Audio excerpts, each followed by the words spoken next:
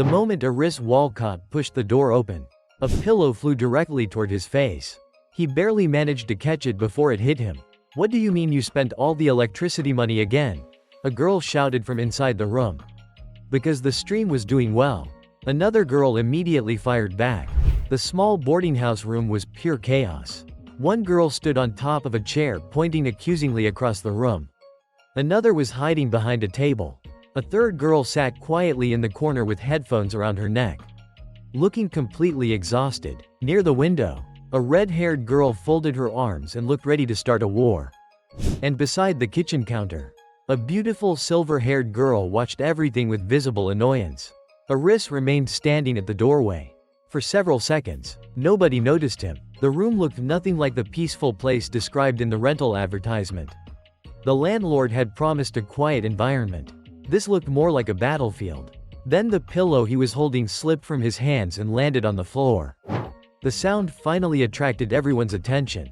5 pairs of eyes turned toward him at the same time. Silence suddenly filled the room.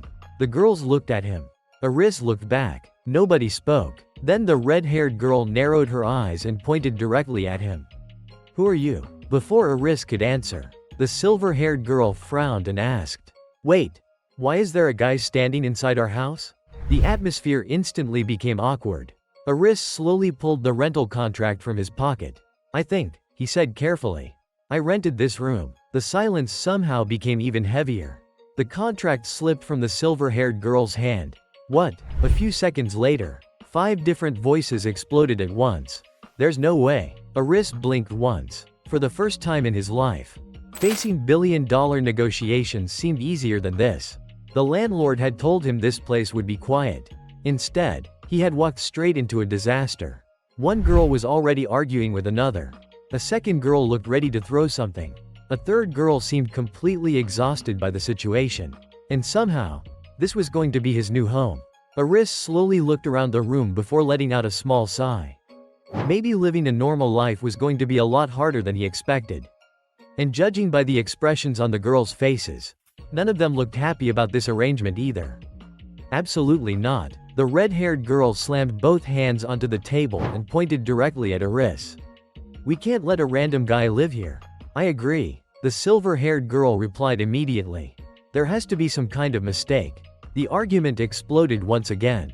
5 girls, 1 small boarding house, and now an unexpected male tenant.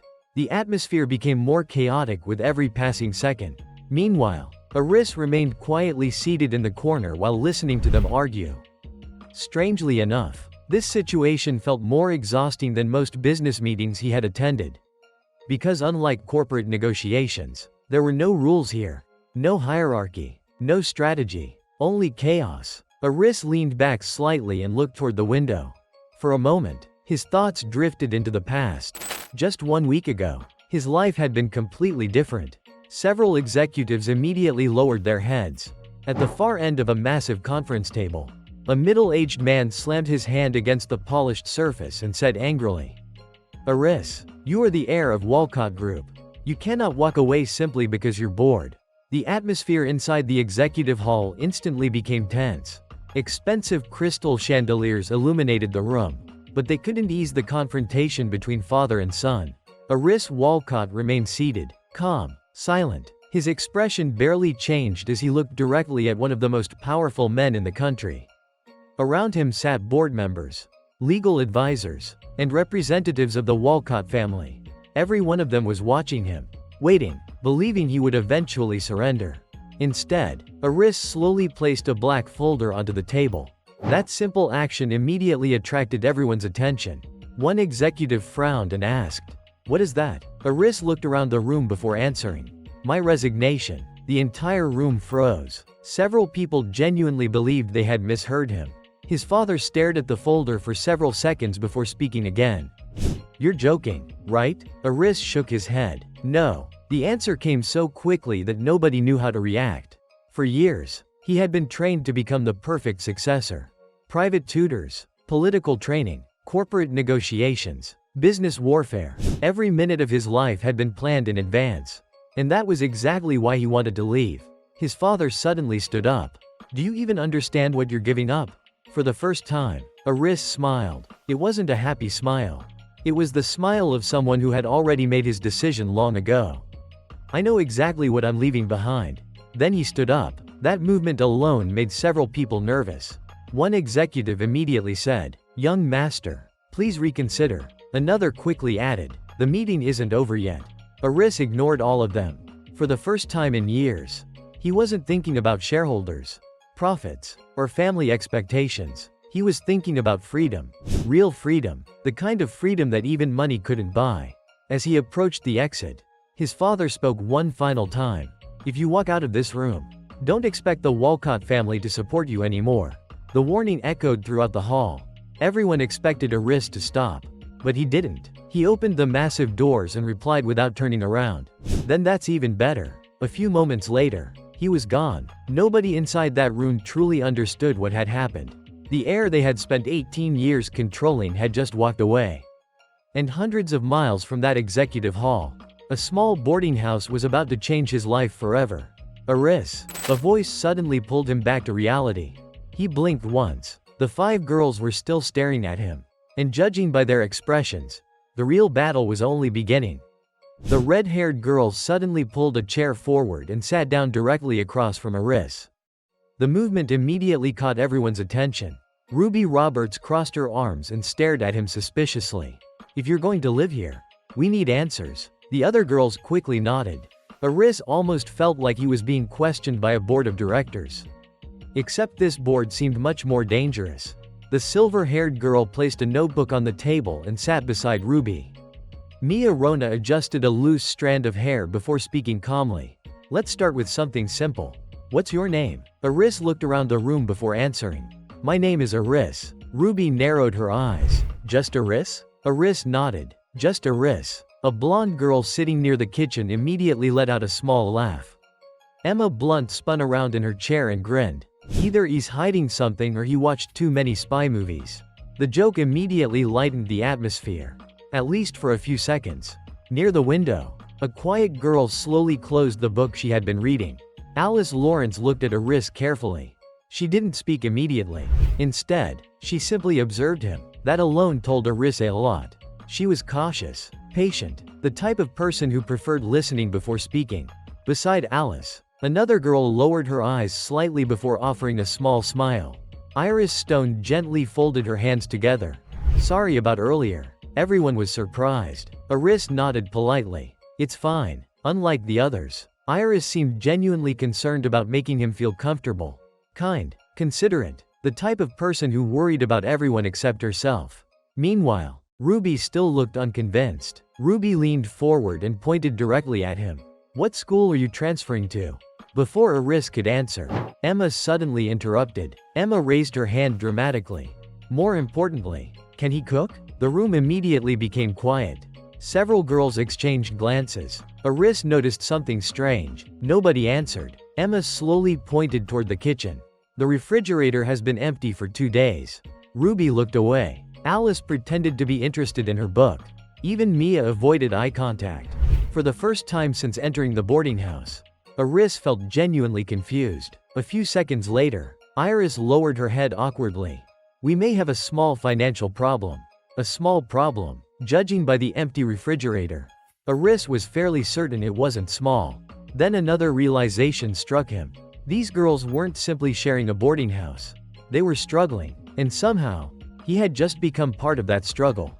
Emma suddenly leaned forward and pointed toward the kitchen. "If you can cook, I vote that he stays." The proposal immediately caught everyone's attention. Ruby frowned. "That's your solution?" Emma nodded confidently. "The refrigerator is empty. None of us want to cook. This is obviously fate." Mia let out a tired sigh. "That's the worst argument I've heard today." Despite saying that, she didn't reject the idea. Aris quickly realized something important. This boarding house had many problems. Food was apparently one of them. Ruby crossed her arms again. "Fine, if he wants to stay. Prove he's useful." Alice quietly looked up from her book. Even Iris seemed curious about the answer. 5 pairs of eyes landed on Aris once again. For a few seconds, nobody spoke. Then Aris slowly stood up. "I can cook." The room immediately became silent. Emma's eyes widened. "You can actually cook?" Aris nodded. "I can. The reaction was immediate. Ruby looked skeptical. Mia looked surprised. Alice looked interested. Iris looked relieved. Emma looked ready to celebrate. A few minutes later, Iris found himself standing inside the small kitchen. The refrigerator contained very little food. A few vegetables, several eggs, some leftover ingredients. Not much, but enough. As he rolled up his sleeves, an old memory surfaced. Years ago, he couldn't cook at all. He never needed to. The Walcott estate employed world-class chefs. Anything he wanted appeared on the dining table within minutes. But none of those chefs could solve one problem. His mother, the woman he loved most, had spent years battling a serious illness. As her condition worsened, she often lost her appetite. Many meals returned untouched. Doctors tried, chefs tried, nutrition experts tried. Nothing worked. Then one day, Iris decided to learn cooking himself. At first, every dish was terrible. He burned food, overcooked soup, ruined ingredients. But he kept trying, again, and again, and again, because every time his mother smiled after taking a bite, the effort felt worth it. The memory remained vivid. A warm hospital room, a weak smile, a gentle voice. His mother softly held his hand and said, "One day, someone will be very lucky to eat your cooking." At the time, Iris had laughed. Now the memory only hurt. Because shortly after that, she passed away. The kitchen suddenly felt quieter. Iris lowered his eyes for a moment. His mother's death had changed everything. She had been the only person inside the Walcott family who truly understood him. The only person who saw Iris instead of an heir. After losing her, the mansion became colder. The meetings became longer. The expectations became heavier. And eventually, leaving became inevitable. A voice suddenly pulled him back to the present. Emma stood beside the kitchen counter and looked at him suspiciously. "Why did you stop moving?" Iris blinked once. Then a small smile appeared on his face. "Nothing." A few minutes later, the sound of cooking filled the house. And for the first time since Iris arrived, the 5 girls started looking at him differently. The smell reached the dining room before Iris did. One by one, the girls stopped whatever they were doing. Emma was the first to react. Emma suddenly stood up from her chair and sniffed the air. "Okay, that's unfair." Ruby looked toward the kitchen with suspicion. How can someone make food smell that good using those ingredients? Near the window, Alice slowly lowered her book. Even she seemed distracted. A few moments later, Iris walked out of the kitchen carrying several plates. The room immediately fell silent. The ingredients were simple: eggs, vegetables, a little rice. Nothing expensive. Yet somehow the food looked far better than anyone expected. Emma's eyes sparkled. Emma immediately grabbed a spoon and leaned forward. "Can I start?" Ruby frowned. "You already moved before asking." Emma ignored her completely. A second later, she took the first bite.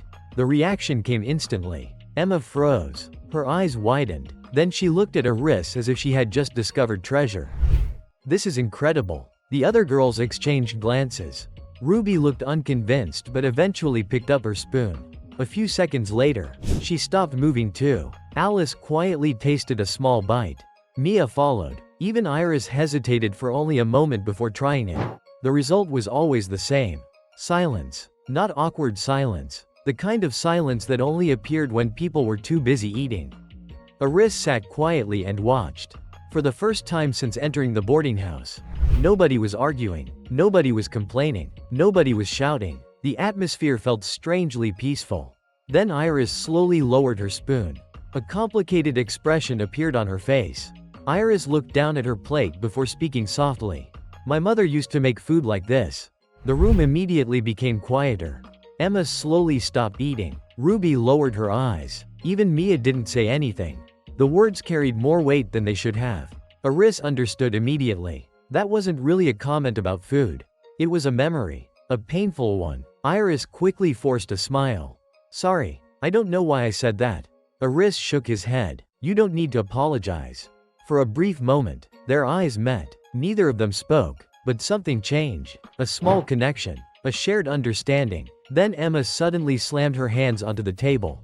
"I've made my decision." Everyone turned toward her. Emma pointed dramatically at Iris. "He stays." Ruby immediately frowned. "You don't get to decide that alone." Emma pointed at the empty plates. "The evidence speaks for itself." The girls looked down. Almost every plate was empty. Ruby tried to argue. She failed. because even her plate was clean. Mia let out a quiet sigh. I hate admitting this. Then she looked toward Iris. But she has a point. Alice slowly nodded. Iris smiled. For the first time that evening, the atmosphere felt almost welcoming. Almost, because at that exact moment, Iris's phone suddenly vibrated inside his pocket. The screen lit up. Only one message appeared. Unknown number, young master.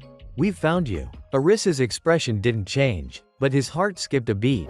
Because there was only one group that would call him that.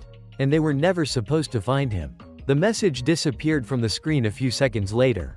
Iris calmly locked his phone and slipped it back into his pocket. No one noticed, or at least, that was what he hoped.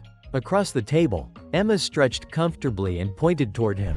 Emma grinned mischievously. Since you've already fed us, I officially vote yes. Ruby immediately rolled her eyes. Ruby crossed her arms. This isn't a democracy. Emma pointed at the empty plates. It literally is. The argument almost started again. Almost. Then Iris carefully raised her hand. Iris looked around the room before speaking softly. I think he should stay. The room became quieter. Unlike Emma, Iris rarely pushed her opinions onto others. That was why everyone listened when she finally spoke. Ruby looked surprised. You trust him already? Iris hesitated for a moment. Then she nodded. I don't think he's a bad person. Iris remained silent. For some reason, hearing that felt strangely comforting. Near the window, Alice slowly closed her book. Alice looked toward Iris thoughtfully. He cooks well. That was apparently Alice's entire contribution. Emma immediately laughed. That's the most words you've said all night. Alice ignored her completely. A few seconds later, Mia tapped her finger against the table. Mia looked directly at Iris. I don't have a problem with him staying. Ruby looked around the room. 1 vote, 2 votes, 3 votes, 4 votes. Eventually, everyone turned toward her. Ruby let out a long sigh. Ruby rubbed her forehead in frustration. I still don't trust him. Emma immediately pointed at her. That's not what we're voting on. Ruby looked even more annoyed. Then she reluctantly nodded. Fine. The decision was made. Iris officially became the newest resident of the boarding house. For the first time since leaving home, he finally had a place to stay. That night passed more peacefully than expected. The next morning arrived quickly. Sunlight entered through the window. The boarding house was unusually quiet. Iris adjusted the collar of his school uniform while standing in front of a small mirror. A normal school, a normal life. That had been his goal from the beginning. A few moments later, Iris appeared near the entrance carrying her school bag. Iris looked surprised when she saw him. You're leaving now too? Iris nodded. We're going to the same school. Iris smiled slightly. Then let's go together. Several minutes later, the two of them walked through the front gate of Westbridge Academy. Students filled the campus. Teachers moved between buildings. The atmosphere felt completely different from the elite institutions Iris grew up around. For the first time in years, nobody recognized him. Nobody bowed. Nobody treated him differently. He was simply another transfer student. Then a teacher suddenly stepped into the classroom. The teacher looked toward the students and smiled. Class, today we have a new transfer student. Dozens of eyes immediately turned toward the door. Iris stood outside the classroom. And his new life was finally about to begin. The teacher stepped aside and gestured toward the classroom. Come in. Iris walked through the door. More than 30 students immediately turned toward him. Some looked curious. Some looked bored. Others were already whispering to each other. Near the middle row, Iris quietly lowered her head. She suddenly felt nervous for some reason. The teacher picked up a marker and wrote his name on the board. Iris. Then she smiled. Why don't you introduce yourself? Dozens of eyes immediately focused on him. Iris looked around the classroom. A normal introduction would probably be enough. My name is Iris. I transferred here this semester. Nice to meet everyone. That was all. No dramatic speech. No attempt to impress anyone. No mention of Walcott Group. The class became unusually quiet. One student in the back frowned. That's it? Several students laughed. The teacher looked slightly surprised too. Most transfer students tried hard to leave a good first impression. Iris seemed completely uninterested in that. A few girls exchanged glances. One of them whispered, "He's kind of handsome." Another immediately nodded. "He looks more like a model than a student." Iris pretended not to hear them. The teacher eventually pointed toward an empty desk beside Iris. There's an open seat over there. Iris immediately froze. The empty seat beside her? Of all places? Emma would never let her hear the end of this if she found out. Iris calmly walked across the room. Every step attracted attention. Then he sat down beside Iris. For a moment, neither of them spoke. Then Iris awkwardly adjusted her notebook. Iris forced a small smile. "Welcome to Class 12A." Iris nodded politely. "Thank you." The lesson began shortly afterward. At least that was the plan. 10 minutes later, the classroom door suddenly slid open. A male student entered while carrying a stack of books. The room instantly changed. Several students straightened their posture. Others avoided eye contact. Even the teacher paused briefly. Iris immediately noticed it. Power. Not official authority. Social authority. The student walked confidently toward the back row. Before sitting down, he looked toward Iris. Their eyes met for a second. Then the student smirked. Something about that smile immediately felt unpleasant. A few minutes later, Iris quietly leaned closer. Iris lowered her voice. "Try not to attract his attention." Iris looked toward her. "Why?" Iris hesitated. Then she glanced toward the back row. "Because that's Davis Kane." Her voice became even quieter. "And nobody here wants problems with him." Iris followed her gaze. Davis was already looking at him again. This time, the smile was gone. Only curiosity remained. And for some reason, that felt much more dangerous. The classroom remained quiet after Davis Kane's arrival. At least on the surface. Iris could still feel dozens of students occasionally glancing toward the back row. Some were watching Davis. Others were watching him. Neither option interested Iris. The lesson continued for another 20 minutes before the teacher suddenly turned toward the board. The teacher picked up a marker and began writing. One equation, then another, then a third. By the time she finished, several students were already groaning. The problem covered almost half the board. The classroom immediately became restless. One student lowered his head. Another quietly closed his notebook. A third looked ready to surrender before even trying. The teacher smiled. "I know this is difficult." Several students immediately laughed. Difficult was an understatement. Even Iris looked concerned. Iris stared at the board before whispering softly.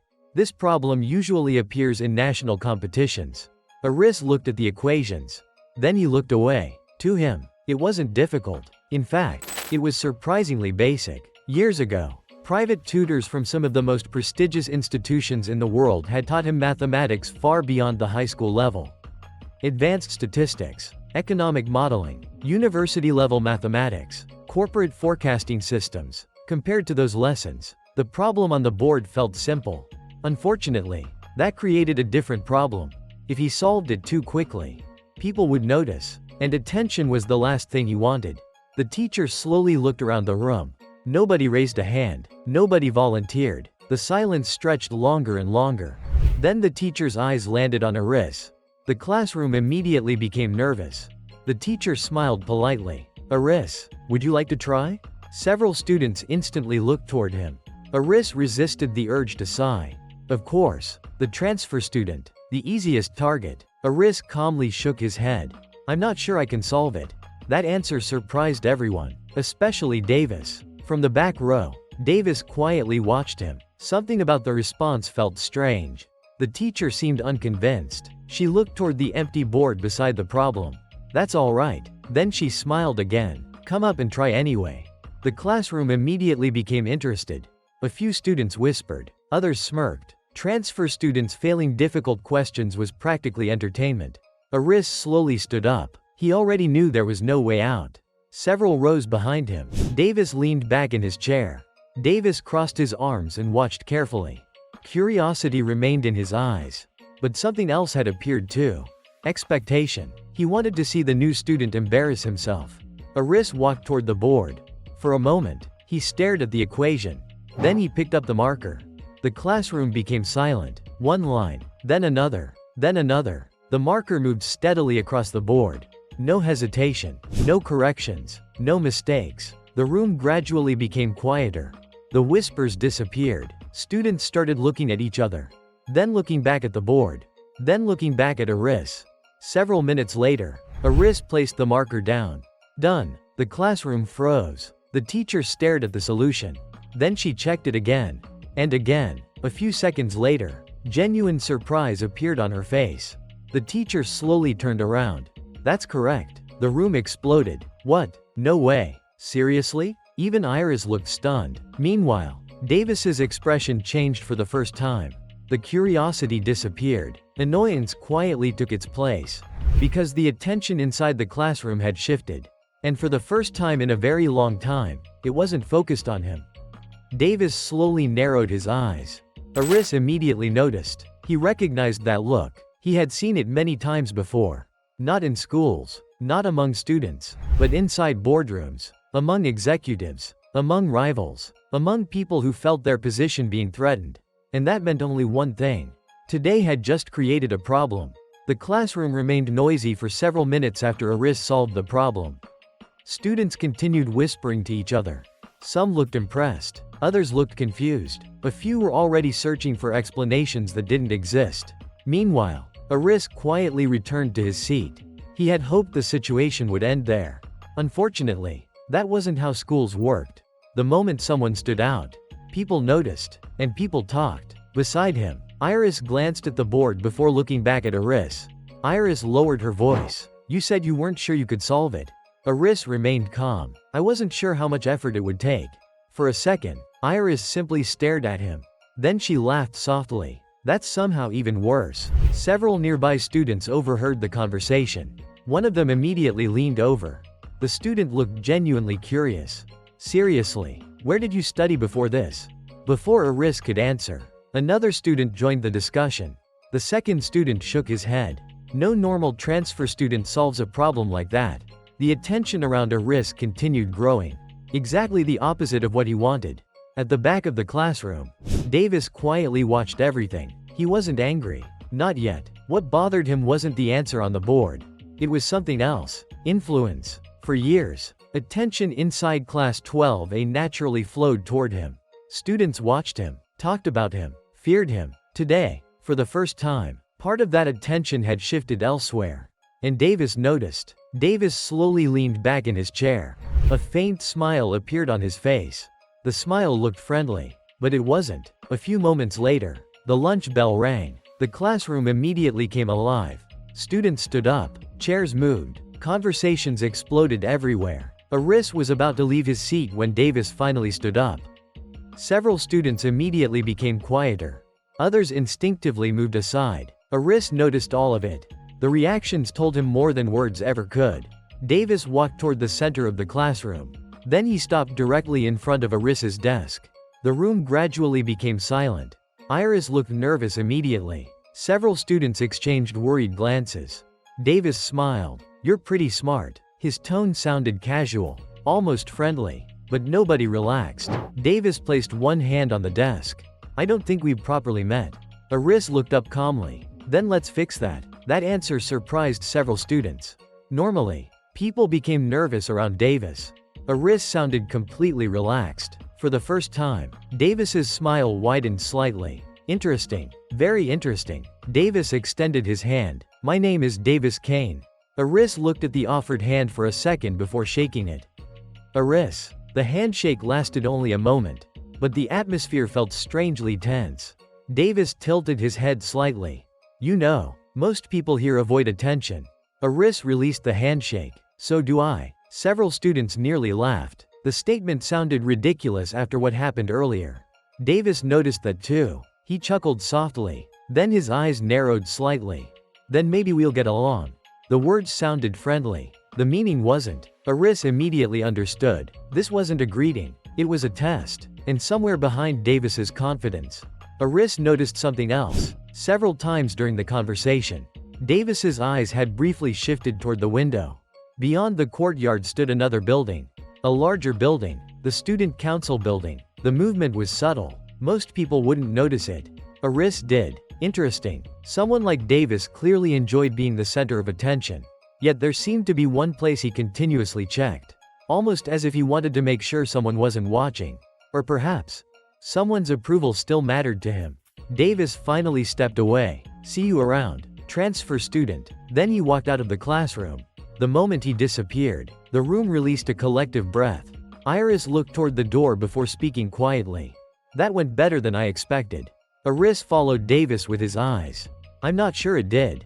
Because deep down, he already knew something. People like Davis never approached someone without a reason. And if Davis was only the first obstacle, then something much bigger was waiting further ahead. The atmosphere inside Class 12A changed noticeably after Davis left. Students who normally kept to themselves suddenly became much more interested in Aris. One student pulled his chair closer. The student scratched the back of his head awkwardly before speaking. How did you solve that problem so fast? Before Aris could answer, another student joined in. The second student opened his notebook and pointed at several questions. I've been stuck on these for 3 days. A third student immediately stepped forward. Can you explain this one too? Within a minute, a small crowd had formed around Aris's desk. The classroom felt completely different from earlier. Instead of being treated like an outsider, he was suddenly being treated like a valuable resource. Beside him, Iris watched the scene with visible amusement. Iris smiled slightly. I think you accidentally became popular. Aris looked at the growing crowd. I was trying to avoid that. Several students immediately laughed. One girl shook her head. Too late. The group continued growing. Aris eventually began answering questions. To him, most of them were simple. Many concepts being taught in high school were things he had mastered years ago. The more he explained, the more students gathered. Some came because they needed help. Others came because they were curious. And a few simply wanted an excuse to talk to the mysterious transfer student. At the back of the classroom, Davis quietly watched everything. His expression remained calm, but inside, irritation was beginning to grow. This wasn't supposed to happen. Class 12A had an unspoken structure. Students naturally followed certain people. Attention naturally flowed towards certain people. And for years, Davis had been at the center of that structure. Now that balance was shifting. A few minutes later, the classroom door suddenly opened. The noise inside the room immediately faded. A young woman wearing a student council badge stepped inside. Several students instantly straightened their posture. Even Davis's attention shifted toward her. The young woman calmly scanned the classroom. Then she smiled politely. My name is Amy Carter. The room immediately became quieter. Everyone knew that name. Amy Carter was one of the most respected members of the student council.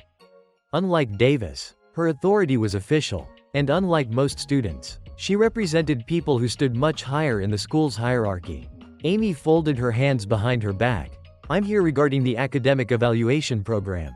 Several students immediately looked excited.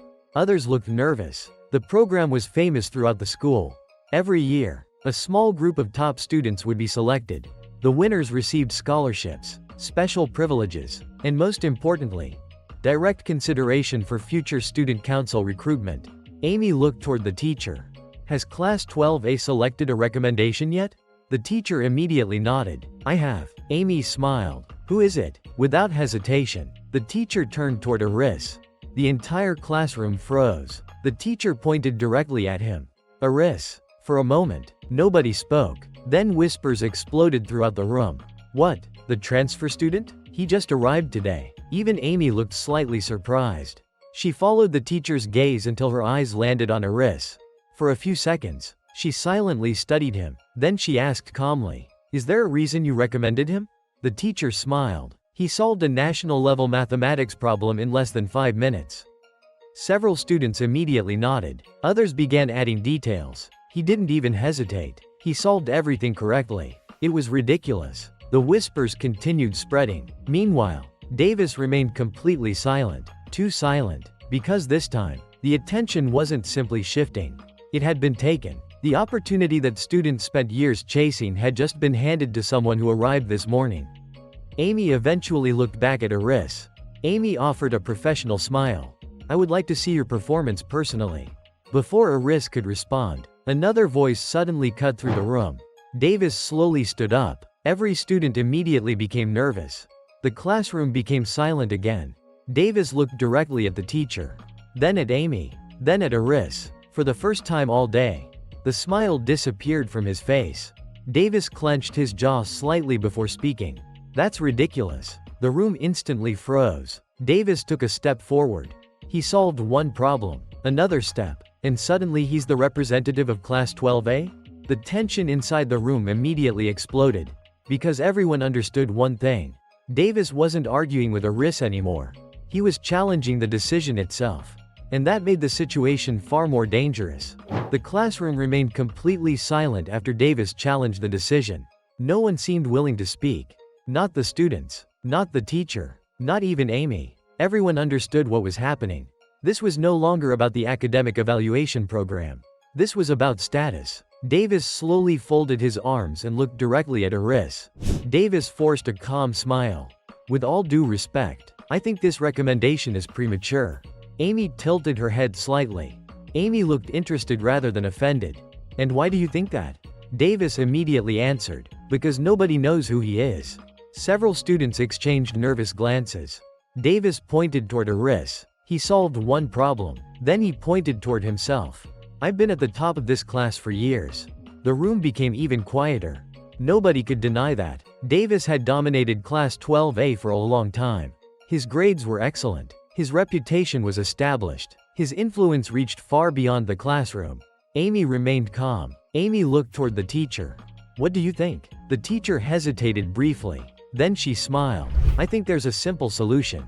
Immediately, every student became interested. The teacher walked toward the board. She picked up a marker. If both of them want to prove themselves.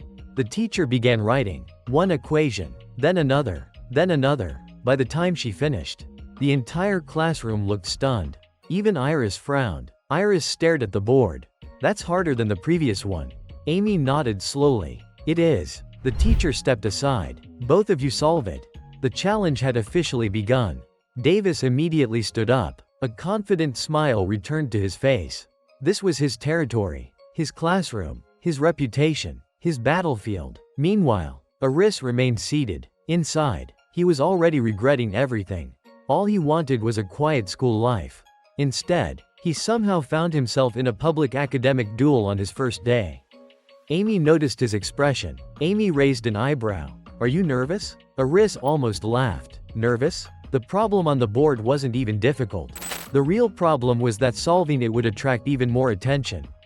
Unfortunately, refusing now would only make things worse. Iris eventually stood up. The classroom immediately became excited. Students pulled out phones. Others moved closer. Even students from nearby classrooms started peeking through the windows. Davis picked up the marker first. Without hesitation, he began writing. The room watched carefully. His solution looked clean, confident, professional. Several students were already impressed. Ruby's younger classmates from Class 12C even appeared outside the classroom. Word was spreading quickly. Several minutes later, Davis stepped back. A smile appeared on his face.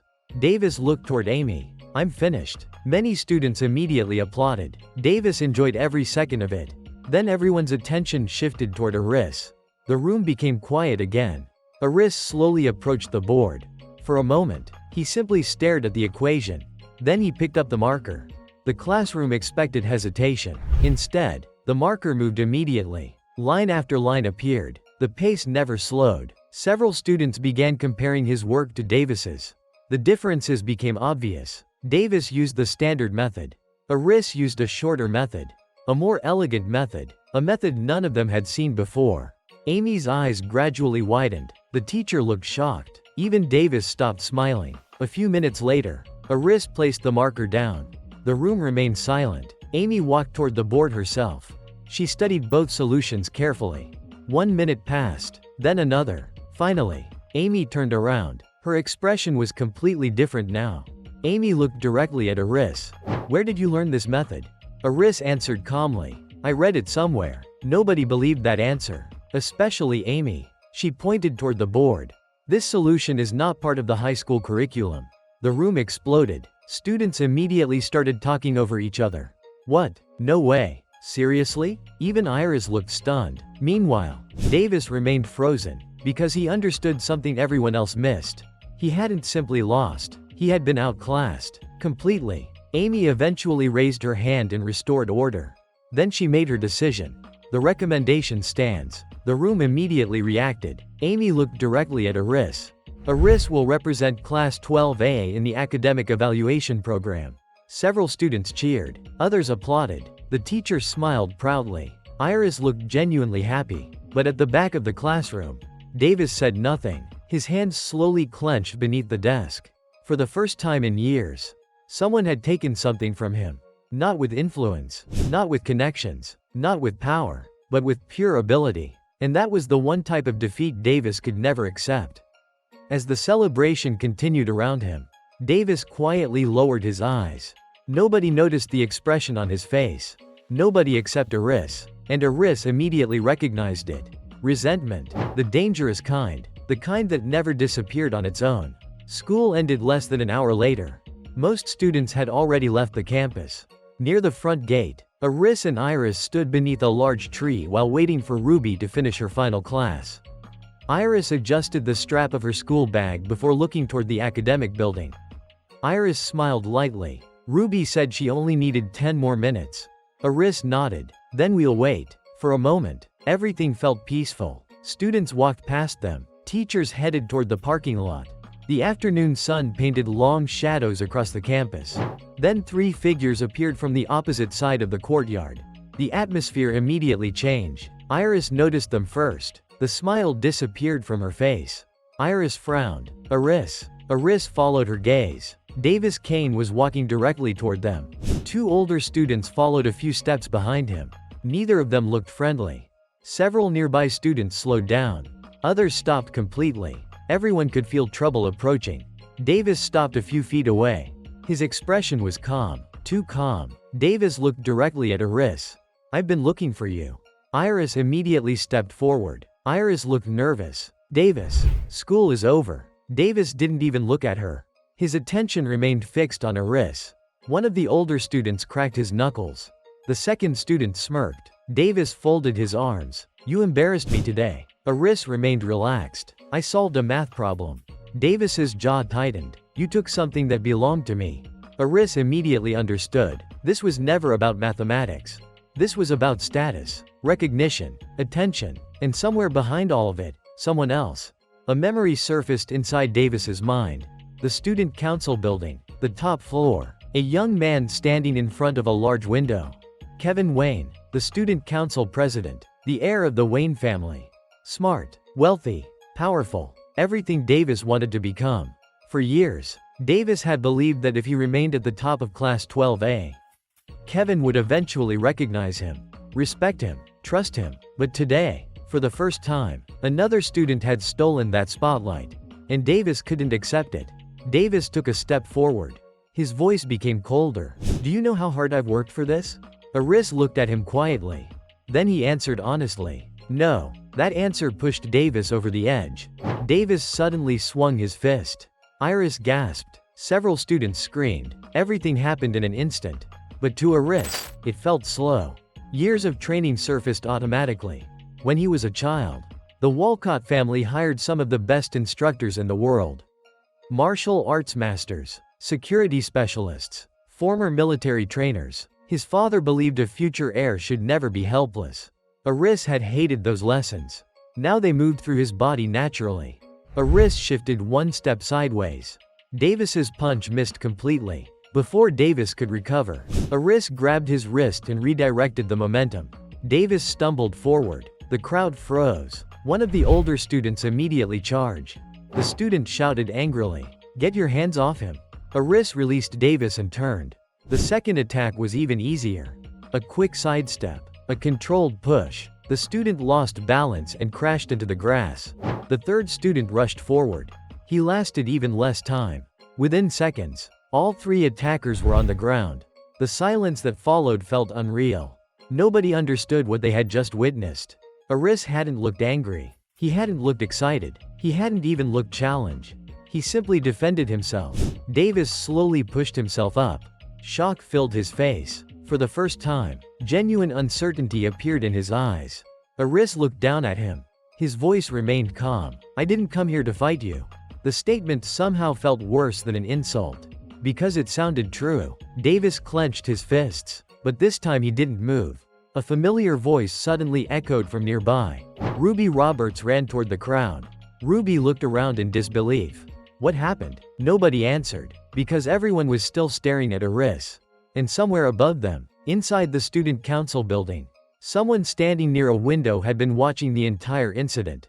The moment the figure stepped away from the glass, only one name remained in the minds of the students who recognized him. Kevin Wayne, the true ruler of the school's hierarchy.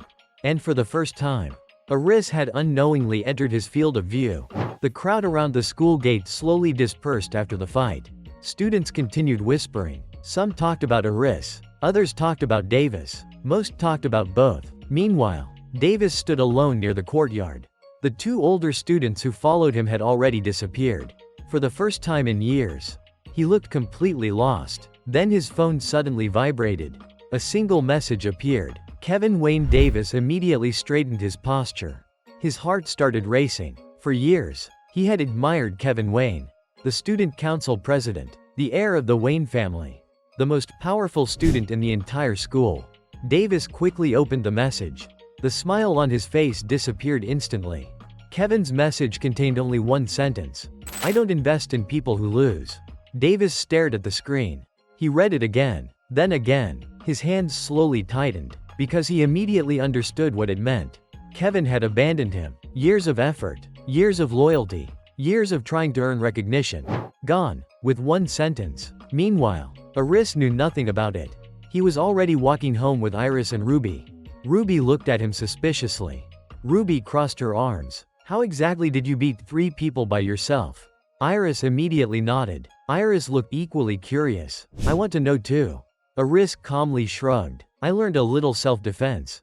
Ruby almost stopped walking. "A little?" Iris laughed. "That wasn't a little." Before the conversation could continue, they arrived at the boarding house. The moment the front door opened, a loud voice echoed through the house. Emma slammed her laptop shut. Emma buried her face in both hands. "This is impossible." Everyone immediately looked toward her. Ruby frowned. "What happened now?" Emma slowly looked up. Her eyes were red, not from crying, from frustration. Emma forced a smile. The smile didn't look real. "I got fired." The room instantly became silent. Alice slowly lowered her book. Mia stopped looking at her phone. Even Iris looked worried. Ruby blinked. "What do you mean fired?" Emma let out a bitter laugh. Emma pointed toward the laptop screen. "The streaming company terminated my contract." Nobody spoke. Emma continued. "They said my numbers are declining." She laughed again. This time it sounded worse. "They said advertisers don't want controversy." Iris slowly sat beside her. Iris looked concerned. "But your channel was doing well." Emma looked away. "It was." Then she lowered her voice. "Until people started targeting me online." The room became quiet. Aris listened carefully. For the first time, he began seeing the hidden cracks beneath Emma's cheerful personality. The jokes, the smiles, the energy. All of it had been hiding something. Debt, pressure, fear, and now unemployment. Emma suddenly stood up. Emma forced herself to smile again. "It's fine." Nobody believed her. Emma pointed toward the kitchen. "Who's hungry?" Ruby immediately shook her head. "Stop changing the subject." Emma's smile weakened. For a brief second, she looked exhausted, truly exhausted. Then Mia suddenly spoke. Mia looked directly at Emma. "How much money do you have left?" Emma froze. The room became even quieter. After several seconds, Emma answered, "Enough for maybe 1 month." Nobody spoke, because everyone knew exactly what that meant. 1 month, then she would lose everything. Aris remained silent, but inside his mind, something had already started moving. For the second time since arriving at the boarding house, he had discovered someone's problem. And for the second time, he found himself wanting to help. The living room remained silent for several seconds after Emma admitted she only had 1 month left. Nobody knew what to say. Emma hated that silence. Emma forced a laugh and waved her hand. "Come on, don't look at me like I'm dying." Ruby immediately frowned. Ruby pointed directly at her. "You're unemployed, drowning in debt, and pretending everything is fine."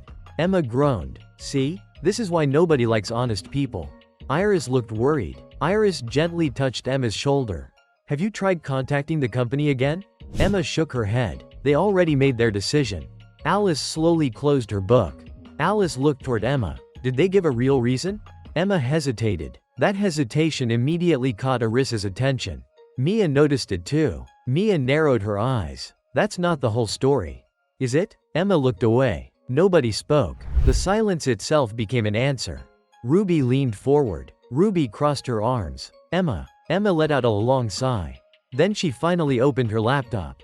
Several screenshots appeared on the screen. The room immediately became quiet. Iris covered her mouth. Ruby's expression darkened. Even Alice looked uncomfortable. Hundreds of hateful comments filled the screen. Insults, rumors, edited images, false accusations, weeks of harassment, months of harassment. Emma forced another smile. They started about 3 months ago. Nobody laughed, because there was nothing funny about it. Emma looked down at the floor. I thought ignoring them would make them stop. Mia frowned. And? Emma shook her head. It got worse. Aris remained silent, but his mind was already working. Something felt wrong, very wrong. Online hate happened all the time. But this looked organized, systematic, coordinated, almost like someone was directing it. Ruby suddenly slammed her hand on the table. Ruby looked furious. Who started this? Emma immediately shook her head. I don't know. Mia stared at the screen. No. Emma looked toward her. Mia pointed at several accounts. You may not know. Then Mia's eyes narrowed. But someone planned this. The room became quiet again. Even Emma looked surprised. Mia zoomed in on several profiles. They appeared at the same time. She pointed at another account. They use the same language patterns. Then another. They target the same subjects. Ruby blinked. Wait. Iris looked confused. Are you saying this isn't random? Mia nodded. This looks like a campaign. Emma's face slowly turned pale. Because if Mia was right, then someone hadn't merely hated her. Someone had been trying to destroy her. The room became tense. Then Aris finally spoke. Aris leaned back slightly. Do you still have access to everything? Everyone looked toward him. Emma nodded slowly. Most of it. Aris thought for a moment. Good. Emma looked confused. Why? Aris calmly answered. Because whoever did this probably made a mistake. Nobody understood what he meant. Nobody except Mia. For a brief second, Mia looked directly at him. A strange expression appeared in her eyes. Interest. Because that answer didn't sound like something a normal student would say. Before anyone could ask more questions, Emma's phone suddenly rang. Emma picked it up. A few seconds later, all color disappeared from her face. Ruby immediately stood up. Ruby looked alarmed. What happened? Emma slowly lowered the phone. Her hands were shaking. Emma looked at everyone. Then she whispered, "The landlord of my old office just called." The room became silent. Emma swallowed hard. They're throwing all my equipment out tomorrow morning. Nobody spoke, because everyone understood exactly what that meant. Emma wasn't just losing her job anymore. She was losing everything connected to it. And for the first time since arriving at the boarding house, Aris realized this problem was much bigger than he originally thought. Nobody slept well that night. At least not Emma. Long after everyone had returned to their rooms, a faint light was still visible beneath her door. Aris noticed it immediately. The house was quiet. The clock showed almost midnight. Yet Emma was still awake. Still fighting a battle nobody else could see. Aris stood silently in the hallway for a few seconds. Then he returned to his room. The moment the door closed, his expression changed. The relaxed transfer student disappeared. For the first time since leaving the Walcott family, the future heir returned. Aris pulled out a private phone from the bottom drawer of his desk. A phone nobody in the boarding house knew existed. He pressed a single contact. The call connected before the second ring. An older voice immediately answered. Jim Baker spoke respectfully. Young master. For a brief moment, Aris closed his eyes. The voice felt familiar, comforting. Jim Baker had been by his side for as long as he could remember. Bodyguard, advisor, manager, mentor, sometimes even family. Aris sat down beside the window. I need information. Jim answered immediately. Of course. Aris looked toward the lights outside. A streamer named Emma Blunt.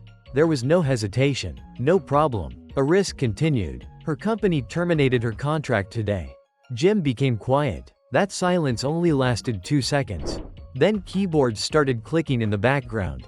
Aris knew exactly what that meant. The Walcott network was moving. One of the largest business intelligence systems in the country was now investigating a problem that had started inside a small streamer company. 10 minutes later, Jim returned. His voice sounded colder. I found something. Aris wasn't surprised. He had expected it. People rarely destroyed someone this aggressively without a reason. What is it? Jim sighed. It's worse than I expected. Aris leaned forward. Jim continued. The harassment campaign wasn't random. Aris immediately remembered Mia's observation. I assumed that. Jim answered. You were correct. Several files arrived on the screen. Names, transactions, internal emails, private reports. The amount of information was shocking. Jim lowered his voice. The company's marketing director orchestrated everything. Aris frowned. Why? For the first time, Jim sounded uncomfortable. Because Emma rejected him. The room became silent. Aris stared at the report. Then he read it again. The answer felt ridiculous, pathetic, dangerous. Jim continued. His name is Marcus Reed. Another file appeared. The company director repeatedly invited Emma to private meetings. More files arrived. She refused. Another. He offered special contracts. Another. She refused again. Another. He became obsessed. Aris slowly clenched his hand. The room became colder. Jim continued. When she threatened to report him, he acted first. Aris already knew the rest. Fake rumors, online attacks, sponsor pressure, contract termination, professional destruction. Everything suddenly made sense. Jim finally stopped speaking. Several seconds passed. Then he asked quietly, "What would you like me to do?" The question hung in the air. Years ago, the answer would have been simple. The Walcott Group could destroy a company overnight.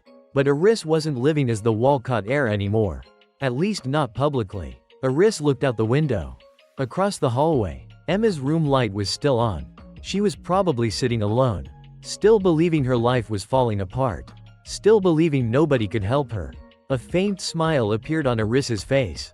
Then he finally answered. Nothing. Jim sounded surprised. Nothing? Aris nodded. Not yet. The smile remained. Because for the first time since arriving at the boarding house, he had found a problem that money alone couldn't solve. And tomorrow morning, Emma was going to lose everything. At least that was what she believed. The next morning arrived faster than anyone expected.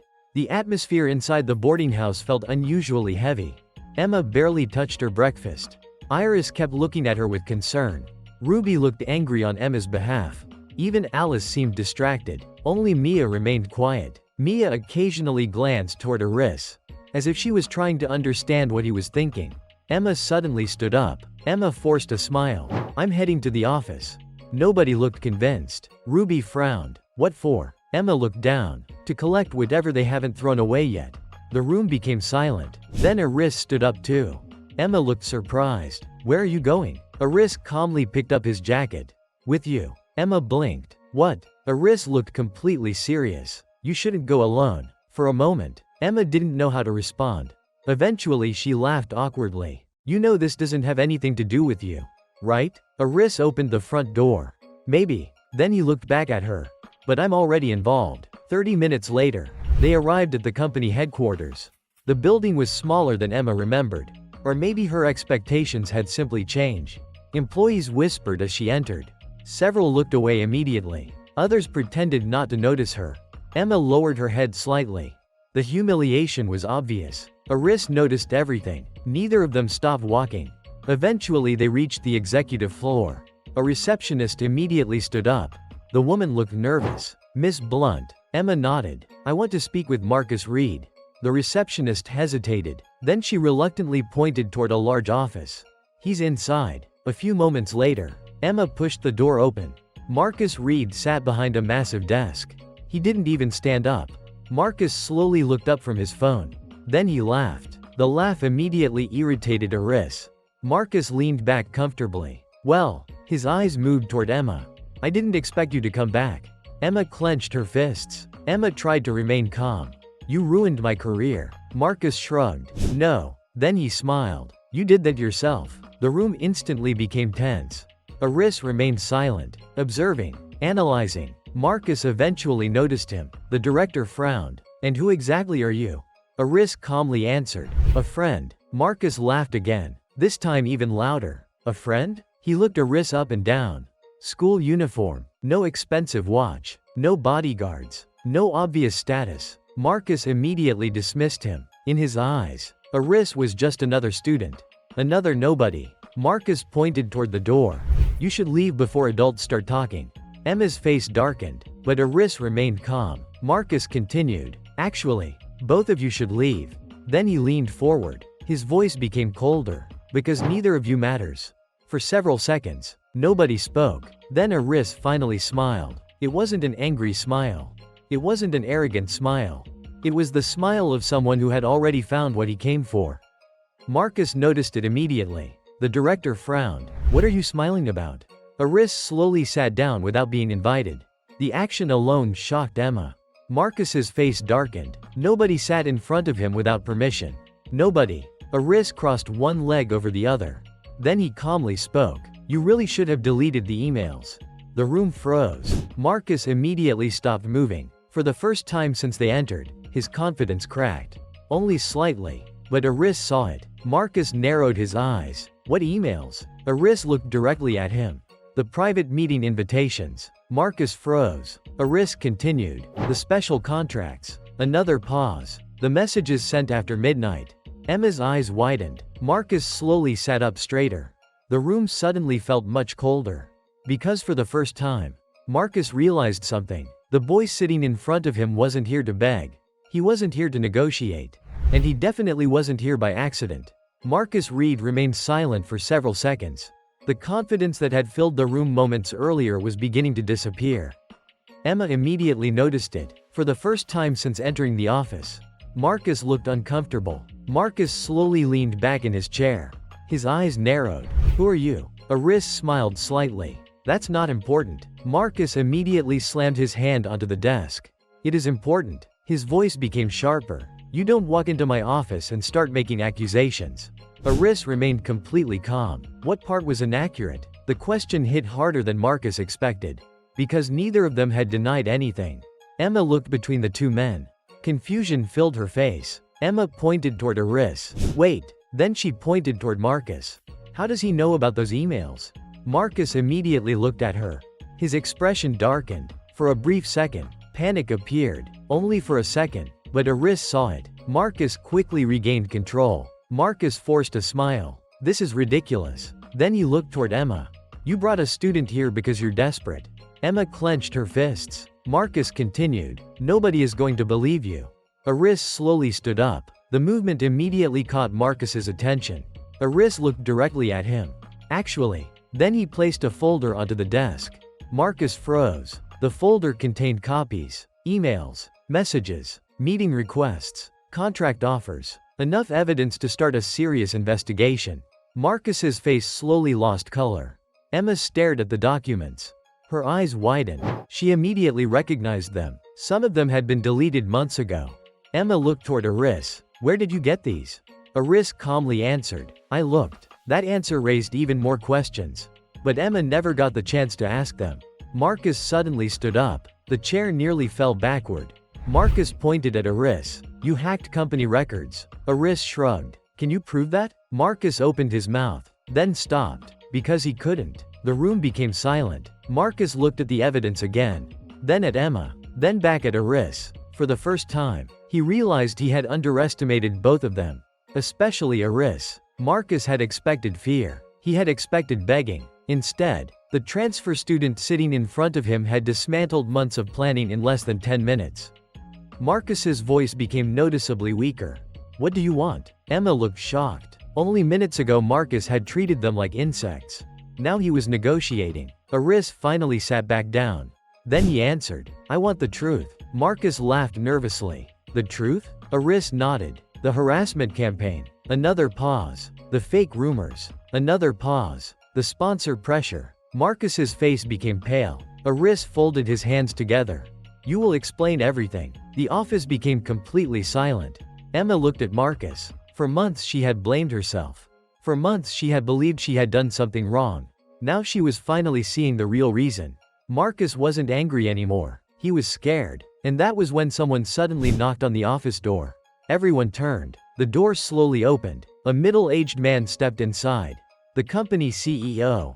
The moment he entered, Marcus's face turned white. Because the CEO wasn't looking at him. He was looking at the folder on the desk. And he didn't look happy. The office remained completely silent after the CEO entered. Nobody moved. Nobody spoke. Marcus Reed looked as if the ground had disappeared beneath his feet. The CEO slowly closed the door behind him. Then he walked toward the desk. His eyes never left the folder. Marcus immediately forced a nervous smile. Marcus stood up quickly. Sir, I can explain. The CEO raised one hand. Marcus immediately stopped talking. The room became even quieter. The CEO picked up several pages. He read them carefully. One page, then another, then another. Every second felt longer than the last. Emma could barely breathe. Marcus looked ready to collapse. Iris remained completely calm. Finally, the CEO placed the documents back onto the desk. Then he looked directly at Marcus. His expression was cold, very cold. The CEO spoke slowly. Is any of this false? Marcus opened his mouth. Nothing came out. The CEO asked again. Answer the question. Marcus looked away. That answer was enough. The CEO nodded once. Then he made his decision. Marcus immediately panicked. Marcus stepped forward. Sir, please. The CEO interrupted him. You abused your position. Marcus froze. The CEO continued. You targeted an employee. Another pause. You manipulated company resources. Another pause. You damaged company reputation. Marcus's face became pale. The CEO pointed toward the door. You're fired. The room instantly became silent. Marcus stared at him. Shock, fear, disbelief. Everything appeared on his face at once. Marcus shook his head. You can't do this. The CEO laughed once. A cold laugh. I just did. Marcus looked desperate. Then he suddenly pointed toward Iris. This is because of him. The CEO slowly turned toward Iris. For a brief moment, their eyes met. Something changed. The CEO's expression softened slightly. Not much, but enough for Iris to notice. Marcus noticed too. The CEO looked back at Marcus. No. Then he spoke firmly. This is because of you. Security arrived only a few minutes later. Marcus continued shouting, threatening, blaming, but nobody listened anymore. Within minutes, he was escorted out of the building. The office became quiet again. Emma still looked stunned. Everything had happened too fast. Only yesterday she had lost everything. Now Marcus was gone. The CEO finally turned toward her. His expression became much warmer. The sudden change surprised everyone, especially Emma. The CEO offered a polite smile. Miss Blunt. Emma blinked. Why yes? The CEO nodded. I owe you an apology. Emma froze. The CEO continued. The company failed to protect you. The room became silent again. Then he added something even more surprising. I've reviewed your performance reports. Emma looked confused. The CEO smiled. Your numbers were excellent. Emma's eyes widened. The CEO continued. In fact, you were one of our best talents. Emma looked speechless. For months she had believed she wasn't good enough. Now she was hearing the exact opposite. The CEO folded his hands. Which is why I'd like to offer you a new position. Emma blinked again. A position? The CEO nodded. A permanent contract. The room froze. Emma nearly dropped her phone. A permanent contract? The CEO smiled. With higher pay. Emma looked ready to faint. The CEO wasn't finished. And full creative freedom. Emma stared at him. For several seconds, she couldn't speak. Then she suddenly looked toward Iris. The timing felt impossible. Too perfect. Too convenient. Almost like someone had moved the entire situation behind the scenes. The thought appeared only for a moment. Then disappeared. Because the idea sounded ridiculous. Iris was only a transfer student. Right? The CEO eventually stood up.